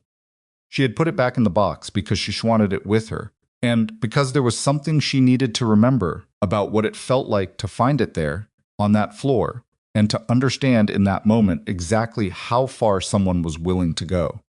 She needed to stay angry, controlled angry, methodical angry, the kind of anger that doesn't spike but runs steady and cold underneath everything and keeps you moving when fear would stop you. Pale blue ribbon was tied around the box. Soren knew about the ribbon. His people would be watching for her to remove it, which meant she was not going to remove it. Jonah had suggested a different signal, worked out in 20 minutes on the phone at 2 in the morning, a specific timestamp on a specific camera feed that would not require her to do anything visible at all. If Amara had not checked in with Jonah's direct line by 9:45, Sloane's people moved. No ribbon needed, no visible signal, just a clock running, and the absence of a call. She walked out of the townhouse at 7:15. The car Jonah had arranged was already at the curb. Not the black car from Lucian's fleet. A different car, registered to nobody Soren's people would recognize. Driven by a woman named Claire, who had worked private security for 11 years, and who drove the way she did everything else efficiently, without discussion with both hands on the wheel. The drive to the Calder Council Hall took 40 minutes in early Chicago traffic. Amara sat in the back with the gift box on her lap, and she watched the city go by. She had lived in New York for most of her adult life, and Chicago always felt to her like a city that was slightly more serious than it needed to be. More gray, more permanent in its architecture, like it had decided early on what it was, and had never felt the need to revisit the question. She had been born 34 years ago, in a city, nothing like either of them. She had grown up in her father's shipping offices, doing homework at a desk in the corner, while he took calls and learning, without being taught. That money was just information wearing a different coat. She had been 22 when she went into forensic accounting, and 26 when she was very good at it, and 29 when she met Lucian at a charity dinner, and 30 when she moved into his world, and 34. Now, 8 months pregnant, riding through Chicago in someone else's car toward a ceremony designed to complete a trap that a dead man had first tried to set 11 years ago.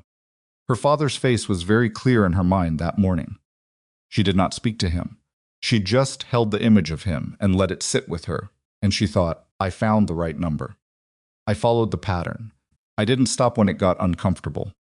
The council hall was a wide stone building in the heart of the financial district, the kind of building that projected authority through sheer mass-thick columns, high ceilings, the name of the council carved in large letters above the entrance. 4 words: power, loyalty, legacy. She had always found the particular selection of those 4 words, both very honest and very self-serving, which seemed about right for an organization that had never quite decided whether it was a business, association, or a dynasty. She arrived at 8:40. She went through the entrance without stopping. The man at the security desk recognized her and stood slightly straighter, and she walked past him without acknowledgement because she had learned, in 5 years of being Lucian's wife, that the fastest way to move through rooms full of men who worked for him was to move like you had always belonged there and had simply been momentarily delayed. The main chamber was filling. She counted 40 people, maybe 45, spread across chairs arranged in arcs around a central table where the council's formal business would be conducted. Attorneys she recognized from Lucian's operations.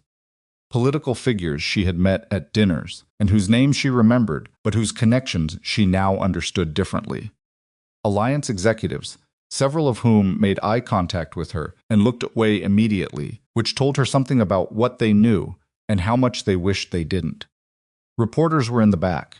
3 of them, credentialed and uncomfortable, the way reporters always looked at events where they had access but not full information.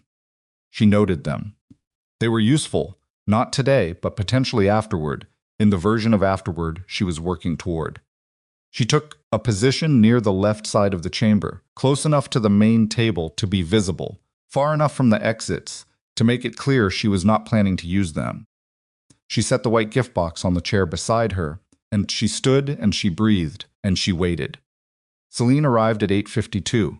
She came in through the side entrance in an ivory dress that was almost aggressively bridal, as though she had decided to make a statement about occupation that nobody could misread.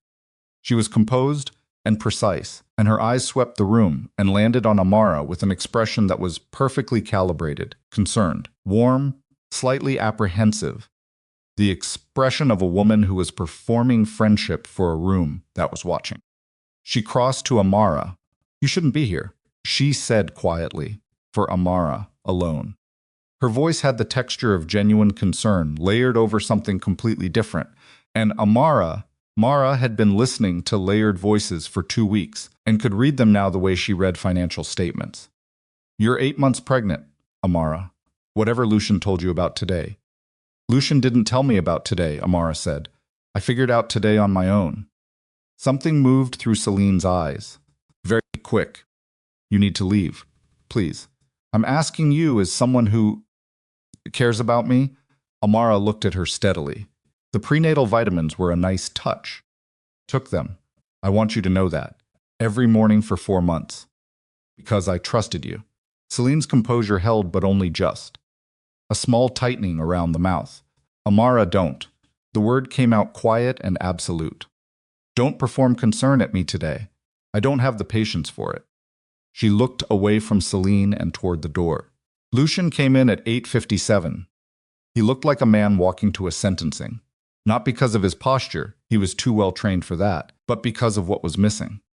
The particular quality of controlled authority that she had always associated with him in rooms like this was gone, and what was left was just a very tired man in an expensive suit who had done too many irreversible things in the wrong order and was now present for the accounting of them.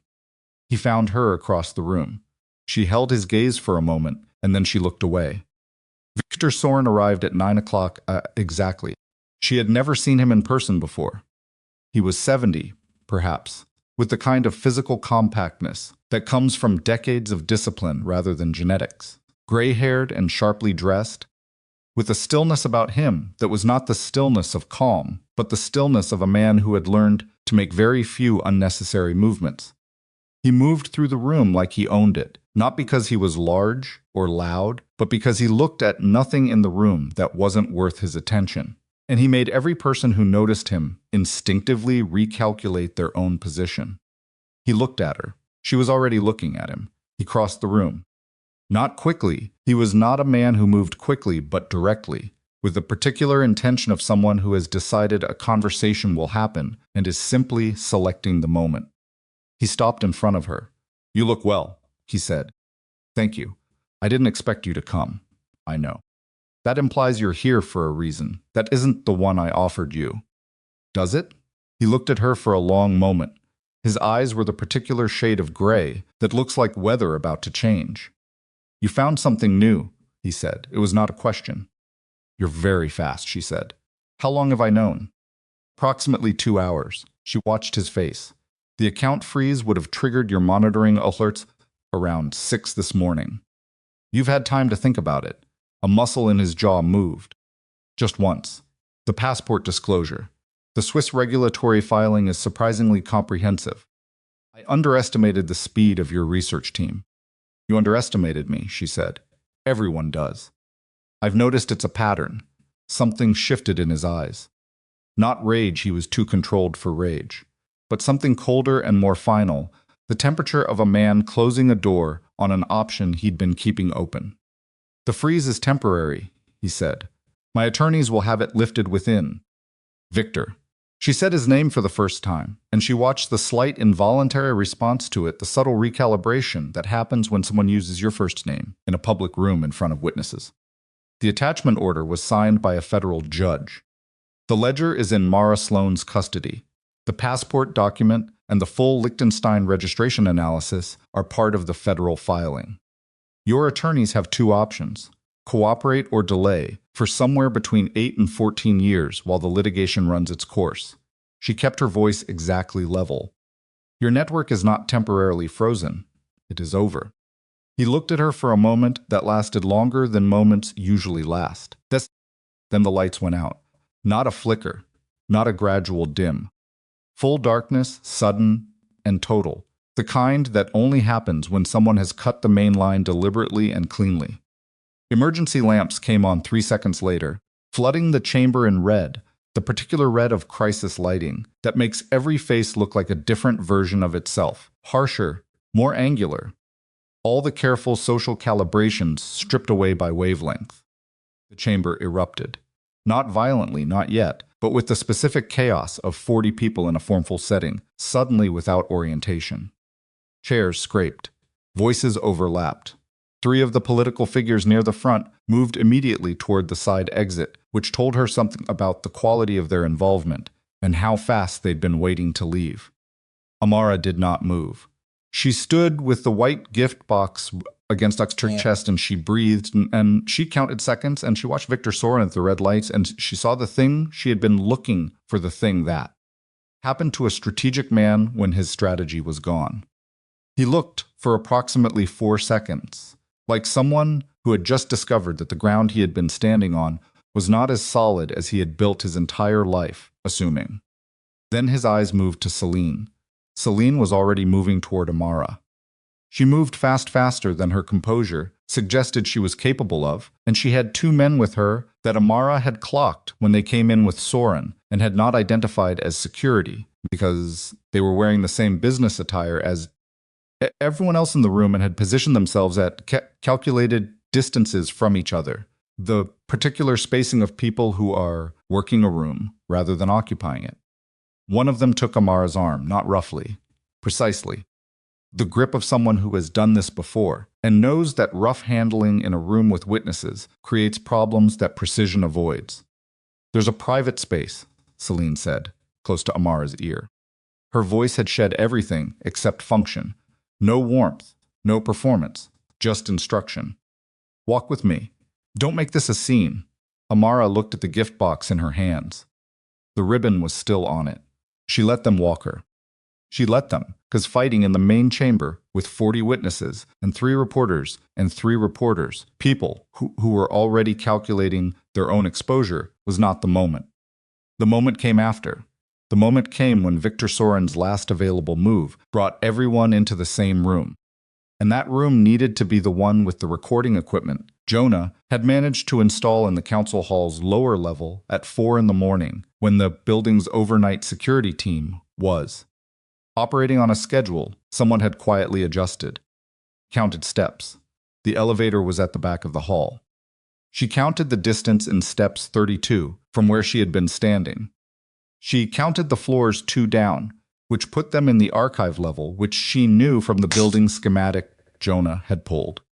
She felt the descent in her legs and in the pressure in her ears, and in the particular way her son shifted his weight, as though he too was recalibrating for a new altitude. The archive was concrete and fluorescent, filing systems on all 4 walls. A table in the center, a functional table, not the kind anyone sat around voluntarily, the kind that existed for things to be put on. And on the table, a document, 48 pages, tabbed at 17 points.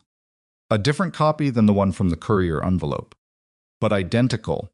Celine stepped back from her, and Victor Sorshin was already in the room, which meant he had come by a different route, faster, which meant this space had been prepared for exactly this contingency, the contingency where the main ceremony didn't work, and a secondary location was needed for the thing that needed to happen without witnesses.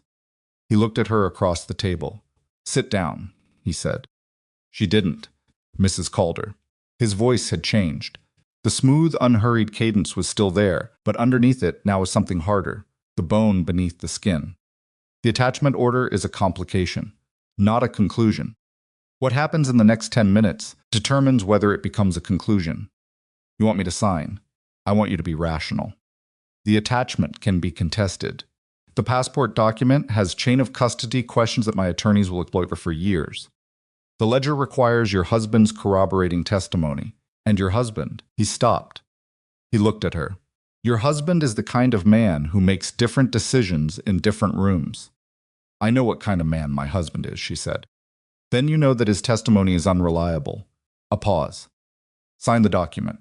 The attachment order gets challenged successfully within 30 days. Your son's inheritance is administered for 6 months and returned. You go home. And Lucian?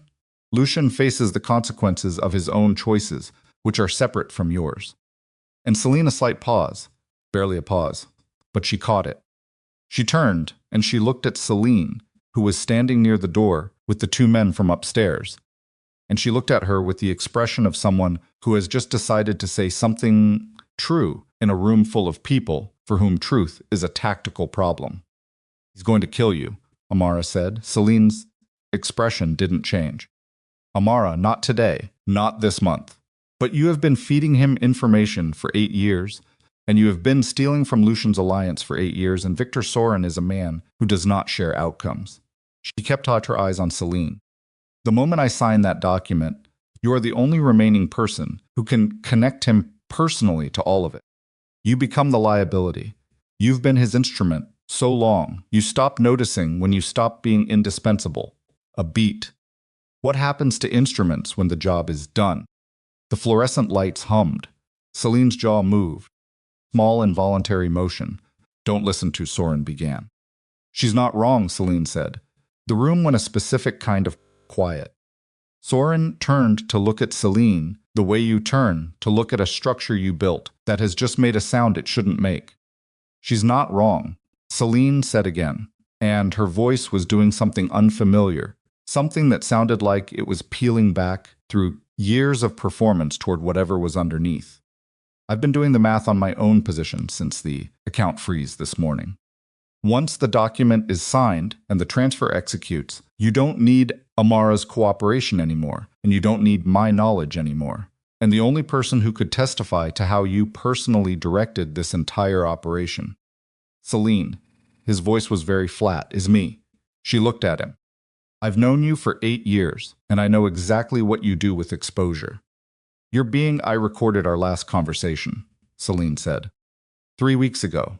The call where you specified the clinic arrangement and the attorney access and the document timeline. I have it on a drive that goes to federal investigators if I don't make a specific phone call every 48 hours. A pause. I've been making that call for 3 weeks.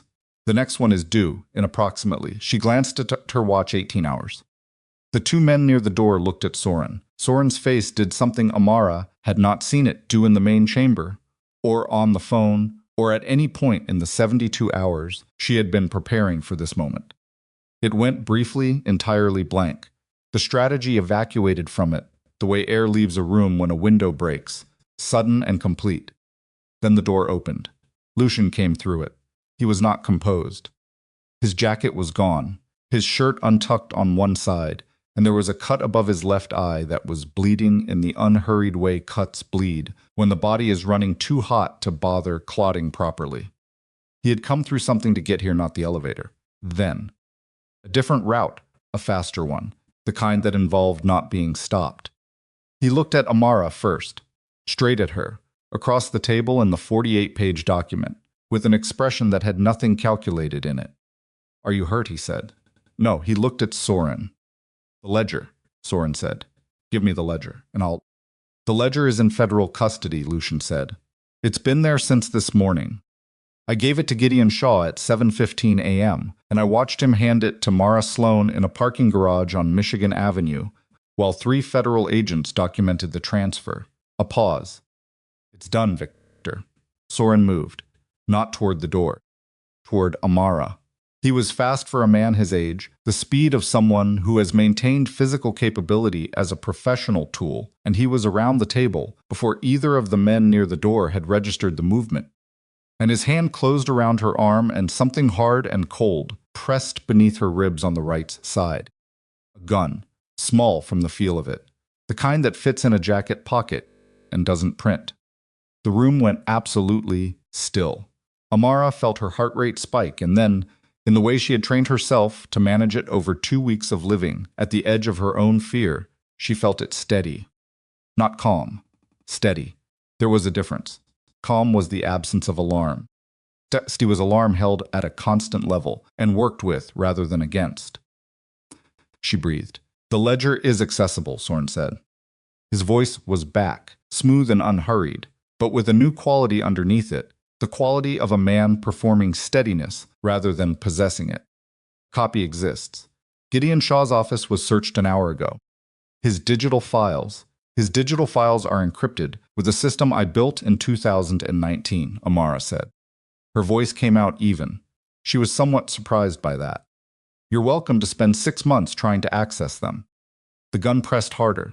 She felt it in her ribs, and she felt her son shift left, away from the pressure, the instinctive movement of something very new, trying to avoid something very old. "Lucian," Soren's voice. "There's a weapon on the floor near the filing cabinet. Pick it up." Nobody moved for a moment. Then Lucian looked at the floor. He looked at the weapon. He looked at Soren, with the gun pressed beneath his wife's ribs and his unborn son shifting away from the pressure of it. He crossed the room. He picked up the weapon. "You're going to use it," Soren said. "The way you've used things your entire career. One more enemy. One more obstacle removed. Prove what you are, Lucian, and I walk out of here with the cooperation I need, and your child grows up with a father." Lucian looked at the gun in his hand. He looked at Amara. She looked back at him across the archive room in the fluorescent light, with Victor Soren's weapon in her ribs and her wedding ring gone, and the white gift box still in her left hand. And she thought about 11 days of slate blue yarn and an ultrasound photograph, and the man she had believed she was building something with, and she thought about what it would mean for her son to inherit the lesson that was being performed in this room. "Lucian," she said. "Quiet, just for him." "Don't," he looked at her. "He's already inherited enough from you," she said. "Don't make this the last thing." His hand was not steady. The gun dropped 2 inches. Soren's grip on her arm tightened. And then Celine moved not toward the door, not away from Soren, but toward him, quick and sudden, her hand connecting with his wrist with the force of someone who had been calculating the angle for the last 30 seconds, and the small gun spun sideways and discharged into the concrete ceiling, and the sound of it in the enclosed space was enormous and absolute, and for one full second after it, everyone in the room was simply a body, responding to a very loud noise in a very small space. Amara drove her right elbow back into Soren's chest. She was 8 months pregnant, and she weighed less than him, and she was not a trained fighter. But she was standing at an angle he'd pounded, and she put up every piece of her weight beside it, and she felt him stagger, and she moved away from him toward the table, and she put the table between them, and she turned. One of Soren's men was moving toward Lucien. Lucien had the weapon up. The other man had a weapon too, and it was coming out, and Amara had approximately 1 second to make a decision. And she looked at the table, and she looked at the 48-page document, and she looked at the fountain pen that had been placed there for her to sign with long, heavy, the old-fashioned kind, and she grabbed it, and she drove it through the back of the second man's hand as it came up, through the soft tissue between the third and fourth metacarpal, and he screamed in a way that was more surprise than pain, and the weapon dropped, and she stepped on it. Her hands were shaking badly now. The archive door burst open. Mara Sloan came through it first, which was not something Amara had planned, but which Jonah had apparently arranged in the 24 hours since she'd told him to bring enough people for a man with nothing left to lose, because Jonah was the kind of man who maintained more than one approach to everything. 4 agents behind her, more in the corridor. Soren looked at the door. He looked at the room.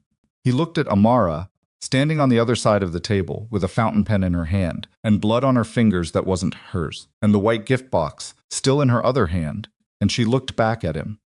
And she thought about her father at a kitchen table, telling her there was a man whose name was the first place to look, and she thought about a stroke 3 months later, and she held his gaze until he looked away first.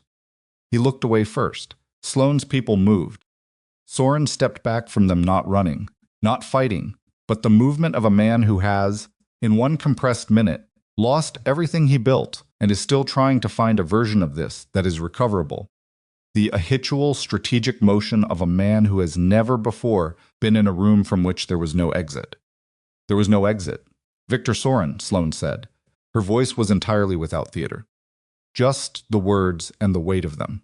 Federal warrant. Financial conspiracy, attempted fraud, extortion, and 4 other charges I'll read to you properly when you're in the car. Soren stood very still. Then he straightened his jacket. He turned to Amara one last time, and he looked at her for a moment with an expression she could not entirely name, not defeat exactly, because men like Victor Soren did not have a face for defeat. They had faces for the various approximations of it that fell short of the word, and then he looked away, and he let Sloane's agents take his arms, and he walked out of the archive without speaking again. The room exhaled. Amara stood at the table. Her legs were doing something they had not done through the entire sequence of the last 20 minutes. They were shaking. Not the controlled tremor from lack of sleep. The kind that comes after the thing is over, when the body finally gets the message that it can stop holding itself together through pure decision and instead has to deal with what that effort cost. She put her hand flat on the table. She breathed.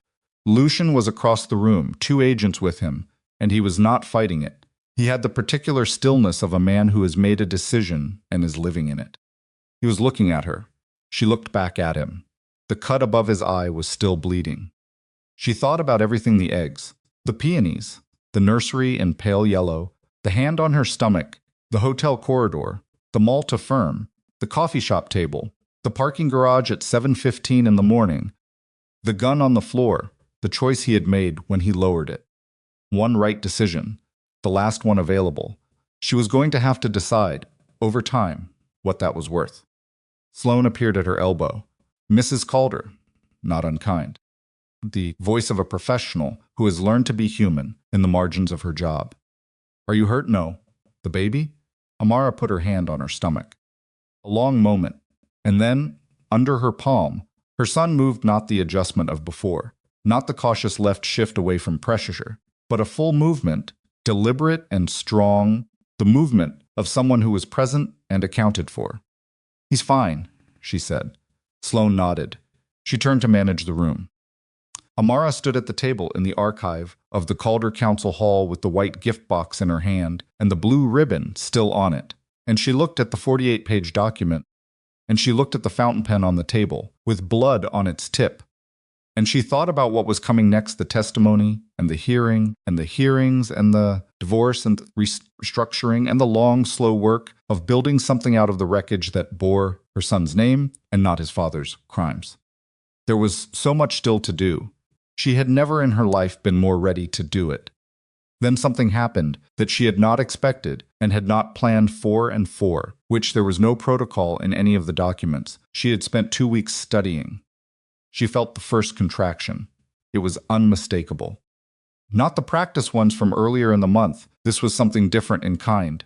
A tightening that moved through her entire lower body with a specificity and intention that left no room for alternative interpretations. She gripped the table. Sloane turned back.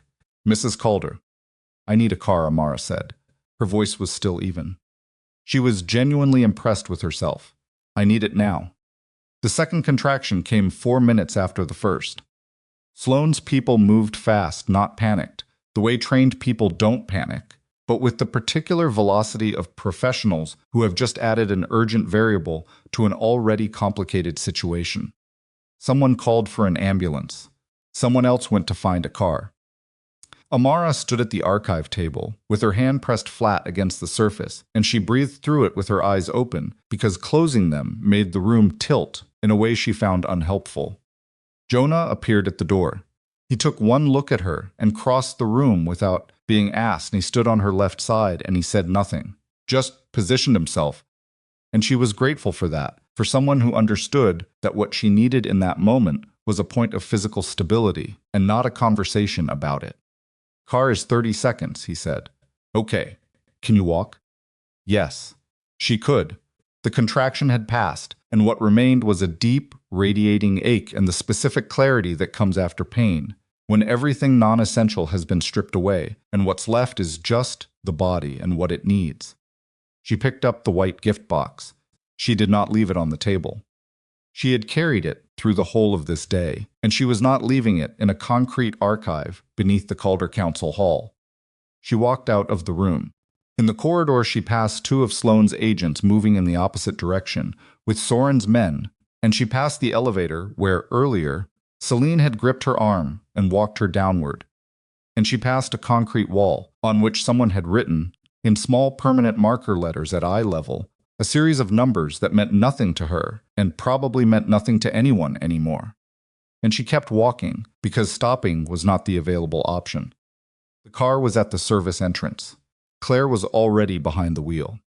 Jonah got in beside Amara, and Sloane appeared at the window and said, "I need you available for testimony in 72 hours. And Amara said, "You'll have it."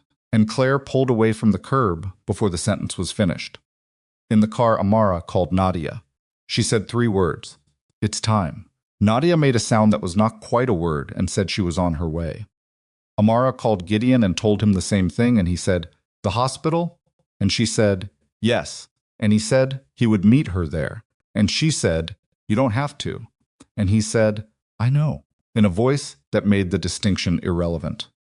The third contraction came on the highway. She pressed her back against the seat, and she breathed, and she looked at the ceiling of the car, and she thought, with the sideways clarity of a mind operating under physical duress, that she had been afraid for so long that she wasn't sure what the absence of it was going to feel like. She had been afraid in the hotel corridor, and afraid in the music room, and afraid in the townhouse when she found the package on the floor, and afraid in the archive, with a gun in her ribs. And all of that fear had been real, and she had moved through it anyway, which was something she was going to need to understand properly later, when she had the bandwidth. The hospital was 31 minutes from the council hall. She knew the exact number because she had calculated it weeks ago, because she was the kind of person who calculated things, and because the Harlan Clinic, Soren's clinic, the one with Paul Greff's access protocol already in place, was 14 minutes closer, and she had wanted to know exactly what she was choosing when she drove past it. She drove past it. At the hospital, they put her in a room with a window that looked out onto a gray November sky, and a nurse named Patricia who had been doing this for 22 years and had the particular manner for someone for whom the mechanics of birth had never become entirely routine, despite the repetition, and who adjusted Amara's position and checked the monitor and said, in a voice that was both professional and fundamentally kind, "You're doing well." "I don't feel like I'm doing well," Amara said. "That's how you know you're doing it right," Patricia said. Nadia arrived 40 minutes later. She sat in the chair beside the bed, and she held Amara's hand through the fourth contraction, and she did not say anything helpful or meaningless. She just held on, which was what Amara needed and what she would not have known to ask for. Gideon arrived after that. He sat in the corner, with his briefcase on his knees and his thermos, and at one point he fell asleep in the chair, which was so entirely Gideon that Amara found herself almost laughing through the next contraction, and then entirely laughing. And then the laugh became something else for approximately 40 seconds, and then it was over and she breathed. Jonah stayed in the corridor. She knew he was there. She didn't need him to be in the room. Labor lasted 9 hours. She did not think about the archive room, or the ledger, or the attachment order, or the 48-page document in the intervening time, but she thought about her father, and she thought about the music room, and she thought about 11 days of yarn in a shade of blue she had chosen carefully from 4 different shops, and she thought about all the ways a person could spend 5 years becoming smaller than they were and what it cost to become their full size again. She thought about Lucian for approximately 45 seconds, which felt about right. At 9:47 in the evening, Elias Vance Calder came into the world making the specific sound that healthy newborns make, the sound that is not quite a cry and not quite a protest, but something in between. The sound of a person discovering that the world has temperature and light and a requirement to breathe for oneself, and finding all 3 of those things unreasonable. Amara held him. She had been preparing herself for this moment. In a practical way, she had read the books. She knew the weight of a newborn. She had practiced the hold with a bag of flour, the way the class instructor had suggested, but none of that preparation accounted for what actually happened, which was that she looked at her son's face and understood, in the wordless way that bypasses all language, that everything she had done in the past 3 weeks had been exactly right, and she would do all of it again without amendment. He had dark hair, a small amount of it, fine and damp, pressed flat against his head. She pushed it back very gently with one finger. "Elias," she said quietly. He did not respond. He was very new and had other concerns. She held him, and she breathed, and Patricia said something in the background about measurements and weight, and Amara heard it the way she heard the city when she was working in the music room. Present but secondary, information that could wait. Nadia leaned in from the side. "He's beautiful." "He looks furious," Amara said. "So do you usually." Nadia's voice was doing something. It didn't typically do something soft and unguarded. Came by it honestly. Gideon woke up in his chair. He looked at the room with the particular disorientation of an old man who has fallen asleep in a hospital, and then, through what appeared to be a slow reassembly of context, located himself within the situation and became, visibly, moved. He pressed his lips together, and he looked at the window, and he said nothing for a moment. Then he said, "Your father would have been impossible about this child." He said it to the window. Insufferable. Absolutely insufferable. He would have brought him to the shipping offices inside a month. Amara did not say anything. She did not need to. She just held Elias Vance Calder, and she let Gideon say what he needed to say to the window and the gray sky beyond it. The name had been registered with the hospital intake before labor began. Done it deliberately, in writing, with Gideon as witness. Elias Vance Calder. Vance first, because her family identity was not a middle name, not an afterthought, not something that disappeared into a hyphen. It was the first thing her son would carry. Everything else came after. Lucian's attorney called Gideon at 11 that night. She did not take the call herself. She was feeding Elias for the first time, which was a complicated and deeply unglamorous process that she approached with the focused determination she brought to everything, and which eventually produced a result that Patricia described as excellent. But Gideon relayed the message afterward. In the measured way, he relayed everything. Lucian had formally surrendered to federal custody at 10:45. His own attorney had arranged it. No arrest, no spectacle, just a man who had decided the thing he owed his son was the absence of a scene. He signed a cooperation agreement, Gideon said, full and unconditional. He's named every contact, every bribe, every decision he made to conceal the losses. His attorneys estimate the plea agreement will be processed within 6 weeks. Amara adjusted Elias's position against her arm. The legitimate businesses, she said, separated and protected under the cooperation terms. 4,200 employees whose contracts and pensions are shielded from the criminal forfeiture. And the Vance Trust? Entirely untouched. The attachment order on Soren's accounts has been confirmed by a second federal judge. The trust will be formally activated in your name as controlling trustee within 30 days. He paused. You have $412 million and a shipping empire and a boy who needs a haircut already. She looked at Elias's damp, dark hair. It's 12 hours old, she said. Your father had opinions about hair, Gideon said, and sat back down in his chair. The days that followed had a quality she had not anticipated. Not peaceful, she would not have used that word, but clear. The way air is clear after a long rain, when the particulates have been washed out of it, and what remains is just the thing itself, sharp and breathable. She gave testimony to Mara Sloan on the 3rd day after Elias's birth. They did it at the townhouse because Sloan was practical about the logistics of a woman recovering from labor, and because the townhouse had become, despite the circumstances of its compromise, a space that felt like hers in a way the Calder estate never had. She sat at the kitchen table with Elias in a bassinet 3 feet away, and she answered every question with the precision of a forensic accountant reconstructing a balance sheet. And Sloan took notes and occasionally asked for clarification, and once said, without inflection, I've been building this case for 4 years, and you did in 2 weeks what I couldn't do in 4 years. And Amara said, you were working within the rules, and Sloan said, and you? And Amara considered the question for a moment and said, I was working for him, and nodded at Elias.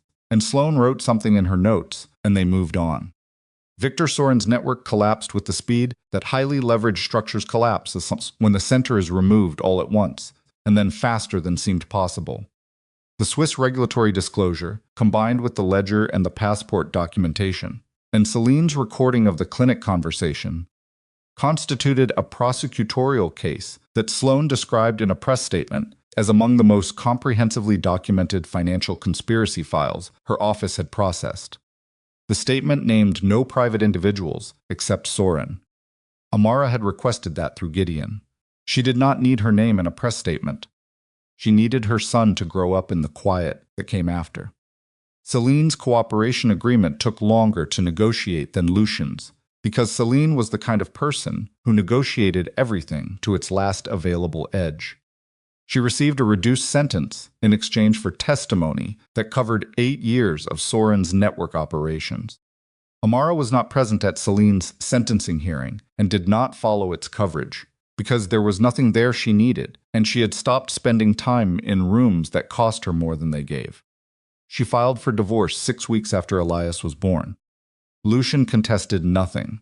His attorneys communicated this in a single sentence to Gideon, who communicated it to Amara, who was feeding Elias at the time, and said, good, and continued feeding Elias.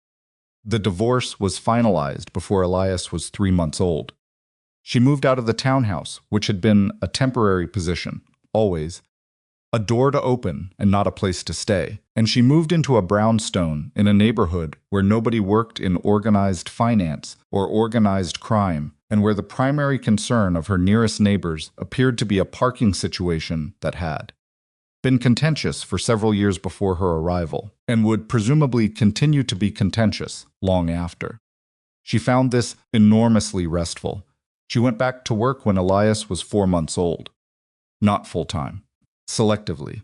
Gideon connected her with 2 corporate clients who needed forensic audit work done on legacy structures, the kind of unglamorous, technically demanding work that required patience and precisions and the ability to read financial documents with the attention other people gave to literature. She did it from the brownstone in the early mornings and the late evenings, and she was, Within 2 months, better at it than she had been before the marriage, because she was better at reading what people were willing to do to protect what they believed was theirs. She understood that now in a way that was no longer theoretical. Lucian wrote from prison for the first time when Elias was 2 months old. Not to her or not primarily to her. The letter was addressed to both of them, which she found presumptuous and then found, on reflection, honest. He was writing to his son. He was writing through her because his son could not yet read. He wrote about what he had done and what it had cost, and he did not make excuses for the sequence of decisions that had led to a concrete archive and a federal attachment order and handcuffs in the Calder Council Hall.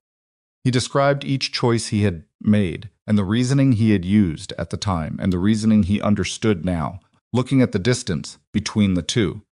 She read the letter 3 times.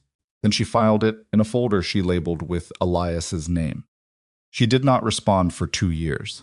During those 2 years, she restructured the Vance Maritime Holdings with the assistance of 3 independent financial consultants and a governance board she assembled herself, was selecting for competence and independence, and a demonstrated willingness to tell her when she was wrong. She established employee ownership stakes in 2 of the holding companies. Plus, she created a whistleblower protection mechanism that her father's structure had never had. She hired a compliance director whose primary qualification was that he had spent 15 years refusing to sign things he disagreed with. The businesses became, in the second year, more profitable than they had been before, which she did not find surprising. Structures built on transparency tended to be more efficient than structures built on concealment, because concealment required constant maintenance and transparency was self-reinforcing. She told Elias this when he was 18 months old. He was not following the specifics of the argument. He was more interested in a wooden spoon he had found on the kitchen floor. But she told him anyway, because she believed in starting early. Lucian's letters continued, every Sunday, without exception, regardless of whether she responded. She read them all. She filed them all. They were, over time, a record of a man doing something genuinely difficult, which was the work of becoming a different version of himself, in conditions specifically designed to make that work as uncomfortable as possible. She did not give him credit for it, because credit implied a transaction, and she was not in a transactional relationship with his rehabilitation. She simply noted it, filed it, moved on. The response she finally wrote was short. It took her 3 evenings to complete, not because she didn't know what to say, but because she knew precisely what to say and wanted to say it correctly. She told him that Elias was healthy and curious and had recently developed a strong opinion about the color orange that she did not fully understand but was choosing to respect. She told him that the Vance businesses were stable. She told him that she had not forgiven him and that she was not going to predict when or whether she would, because forgiveness was not something she could manufacture on a schedule, and she had spent enough of her life performing emotions she didn't have for the benefit of people who didn't deserve them. She told him that Elias deserved to know his father. She told him that what that looked like would be determined 1 visit at a time, beginning after his release, and would be contingent on him continuing to be the man who lowered a gun in an archive room rather than the man who approved a clinic arrangement. She sealed the letter and she mailed it, and she did not experience, upon mailing it, the release she might have expected. What she experienced was something quieter and more durable, the specific satisfaction of a person who has said an accurate thing in the right words at the right time and stands behind every syllable. Kept working. Elias turned 1. He turned 2. He developed, as promised, into a child with opinions about food, about sleep schedules, about which particular stuffed animal was necessary for any given situation, and which ones were merely decorative. He was not an easy child, and she was not a particularly easy person, and they suited each other well. When Elias was 3, Lucian's sentence concluded. She had known the date. She had tracked it, the way she tracked numbers not obsessively but accurately, because accurate information was better than approximate information, and approximate information was better than hoping. She had prepared Elias for it in the way you prepare a 3-year-old for anything, honestly, incrementally, without ceremony, answering questions as they arose, and not manufacturing questions he wasn't asking yet. He had seen photographs. He knew the word father in the abstract sense, and had applied it to Lucian the way children apply words experimentally, without the full weight of what the word will eventually carry. The morning Lucian was released, she received a message from Gideon, who had been in contact with Lucian's post-release coordinator. He's out. Compliance job in Evanston. Reporting as required. No contact with Alliance affiliates. A pause in the message, conveyed through a longer gap before the next line. He asked if you would consider the park by the lake. Saturday morning. He said he'll understand if the answer is no. She sat with that for a full day. She sat with it through Elias's bath and through his dinner and through the specific negotiation around bedtime that was a nightly feature of their household, and she sat with it after he was asleep in the kitchen of the brownstone with a cup of tea that went cold while she wasn't paying attention to it. She thought about what Lucian had been in an archive room on a Friday morning in November, and what he had chosen, and what she had said to him, and what he had done with it. She thought about the letters.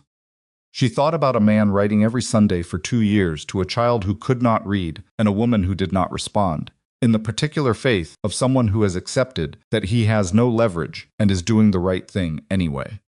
She thought about her son, who was 3 years old and had his father's jaw and her father's eyes and his own specific self that belonged to neither of them.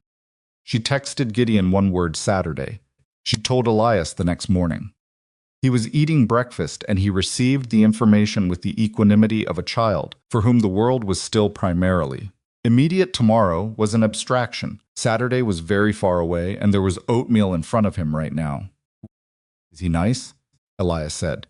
She thought about the question honestly. He's trying to be, she said. Elias considered this. Okay, he said, and returned to the oatmeal. Saturday was cold. The kind of cold that Chicago produces in autumn, as a preview of what is coming, not the worst cold, but the advance notice of it, sharp and deliberate.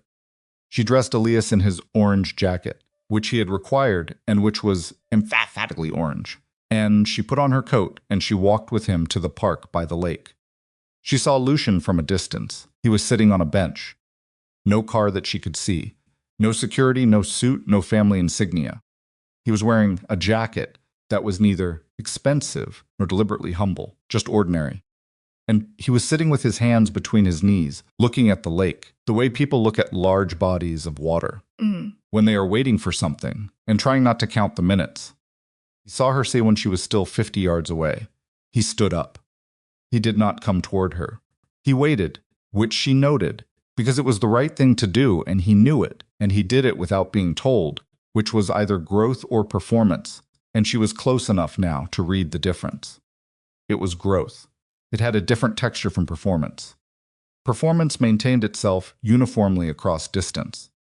Growth was uneven and visible, and cost something you could see what it cost in the way a person held themselves when they were doing it without an audience. Elias had been looking at pigeons for the last 30 yards, and now looked up and saw the man on the bench and said, with the directness of a 3-year-old, "Is that him?" "Yes," she said. He looked at Lucian for a moment. Then he said, "He's tall, he is." They reached the bench. Lucian looked at Elias with an expression that had nothing managed in it, nothing calculated or composed. Just a man looking at his son for the first time when his son was old enough to look back, and finding that the experience of it was larger than he had been able to prepare for. Elias looked at him with the frankness of a child who has not yet learned to soften his gaze. "My dad," Elias said, not a question, an identification. The word tried out in this new context. Lucian's jaw moved. He cleared his throat. He knelt down. They were eye level. Elias studied him with the expression he used when he was deciding whether something was trustworthy. An expression Amara recognized as entirely his own, developed over 3 years of encountering the world and forming conclusions about it. "Why did you go away?" Elias said. Lucian was quiet for a moment. He did not look at Amara. He kept his eyes on his son and he said, "Because I made selfish choices that hurt people. And when you do that, there are consequences." "What's consequences?" "It means what happens after," Lucian said. When you do something wrong, something happens after. To remind you. Elias appeared to process this. Did it remind you? Yes. Okay, Elias said, apparently satisfied with the completeness of this account, and looked at the bench. Can we sit? They sat. Lucian on one end of the bench, Amara on the other, Elias between them, and then immediately off the bench and onto the path because he had noticed leaves, which were more interesting than bench sitting. Lucian watched him. He said nothing for a long moment. Amara did not fill the silence. She had learned over 3 years of living without the noise of someone else's needs in her house. That silence was not a problem requiring solution. He's confident, Lucian said finally. He is. He gets that from you. She looked at Elias crouching over a pile of leaves with the full concentration of someone encountering something genuinely mysterious. He gets it from himself, she said. I just didn't get in the way. Lucian was quiet. The compliance job, she said. How is it? Tedious. A pause. I'm good at it, which I find uncomfortable. Why? Because it turns out the reason I was good at building a criminal empire is the same reason I'm good at auditing for compliance. I understand how structures are supposed to work, which means I understand exactly how they fail. He looked at his hands. Gideon told me you restructured the Vance's holdings. Governance board, employee stakes, the whistleblower mechanism. He told you that? He mentioned it. I think he wanted me to know. A pause. It's good work. Better than what your father built, which was good. She did not thank him. She did not need his assessment of her work. But she noted that it was accurate and offered without the particular quality of a man trying to buy something with a compliment, and she filed that note alongside the others. Elias came back to the bench carrying 3 leaves that he had apparently selected with criteria known only to him. He climbed onto the bench between them, and he held the leaves out to Lucian. You can have one, Elias said. Lucian looked at the leaves. He looked at his son. He selected the middle one, which was the largest, an orange leaf that matched Elias's jacket, and he held it carefully. Thank you, he said. Elias nodded with the gravity of a benefactor, satisfied that his gift had been received appropriately. Then he produced a small wooden boat from his jacket pocket, a boat she had not known he was carrying, which she should have expected, because Elias had opinions about what needed to accompany him, and she had stopped trying to audit his pockets, and he held it up, and he looked at the leaf path on the ground below the bench. These can be waves, he said. Lucian looked at the leaves. He looked at the boat. Okay, he said. For the next hour, they pushed the boat through leaves on the ground of a park beside Lake Michigan, while the cold wind came off the water, and the sky stayed the particular gray of November in a city that's made its peace with that specific shade. Elias provided narration and direction, and occasional corrections when the boat was not being steered correctly. Lucian followed instructions without complaint. He was good at it. She watched him from the bench, and she thought about the man she had married, and the man who was crouching on a concrete path, pushing a wooden boat through fallen leaves, for a child who was explaining maritime navigation with total authority, and she understood that these were the same man and also entirely different people, which was perhaps the most complicated truth she had arrived at through all of it. She did not know what he would become. She did not know what the future looked like in the specific terms of visits and boundaries, and the slow arithmetic of trust accumulated in small units. She knew what she had built and what she had protected and what she had recovered of herself in the process of protecting it.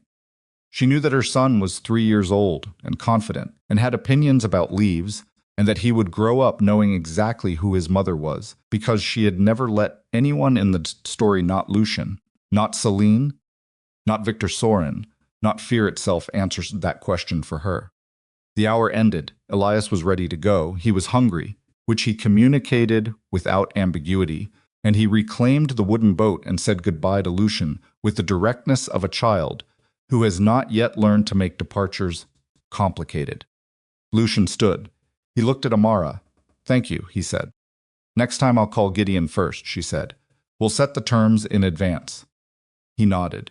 He understood what that meant, that there would be a next time, and that it would have terms, and that the terms would be hers, and that this was the full extent of what was being offered, and the full extent of what was available. Amara, He stopped. He looked at her with the cut long healed above his eye and the face of a man who had been reduced to something smaller and more honest by consequence. Do you forgive me? She had known the question was coming.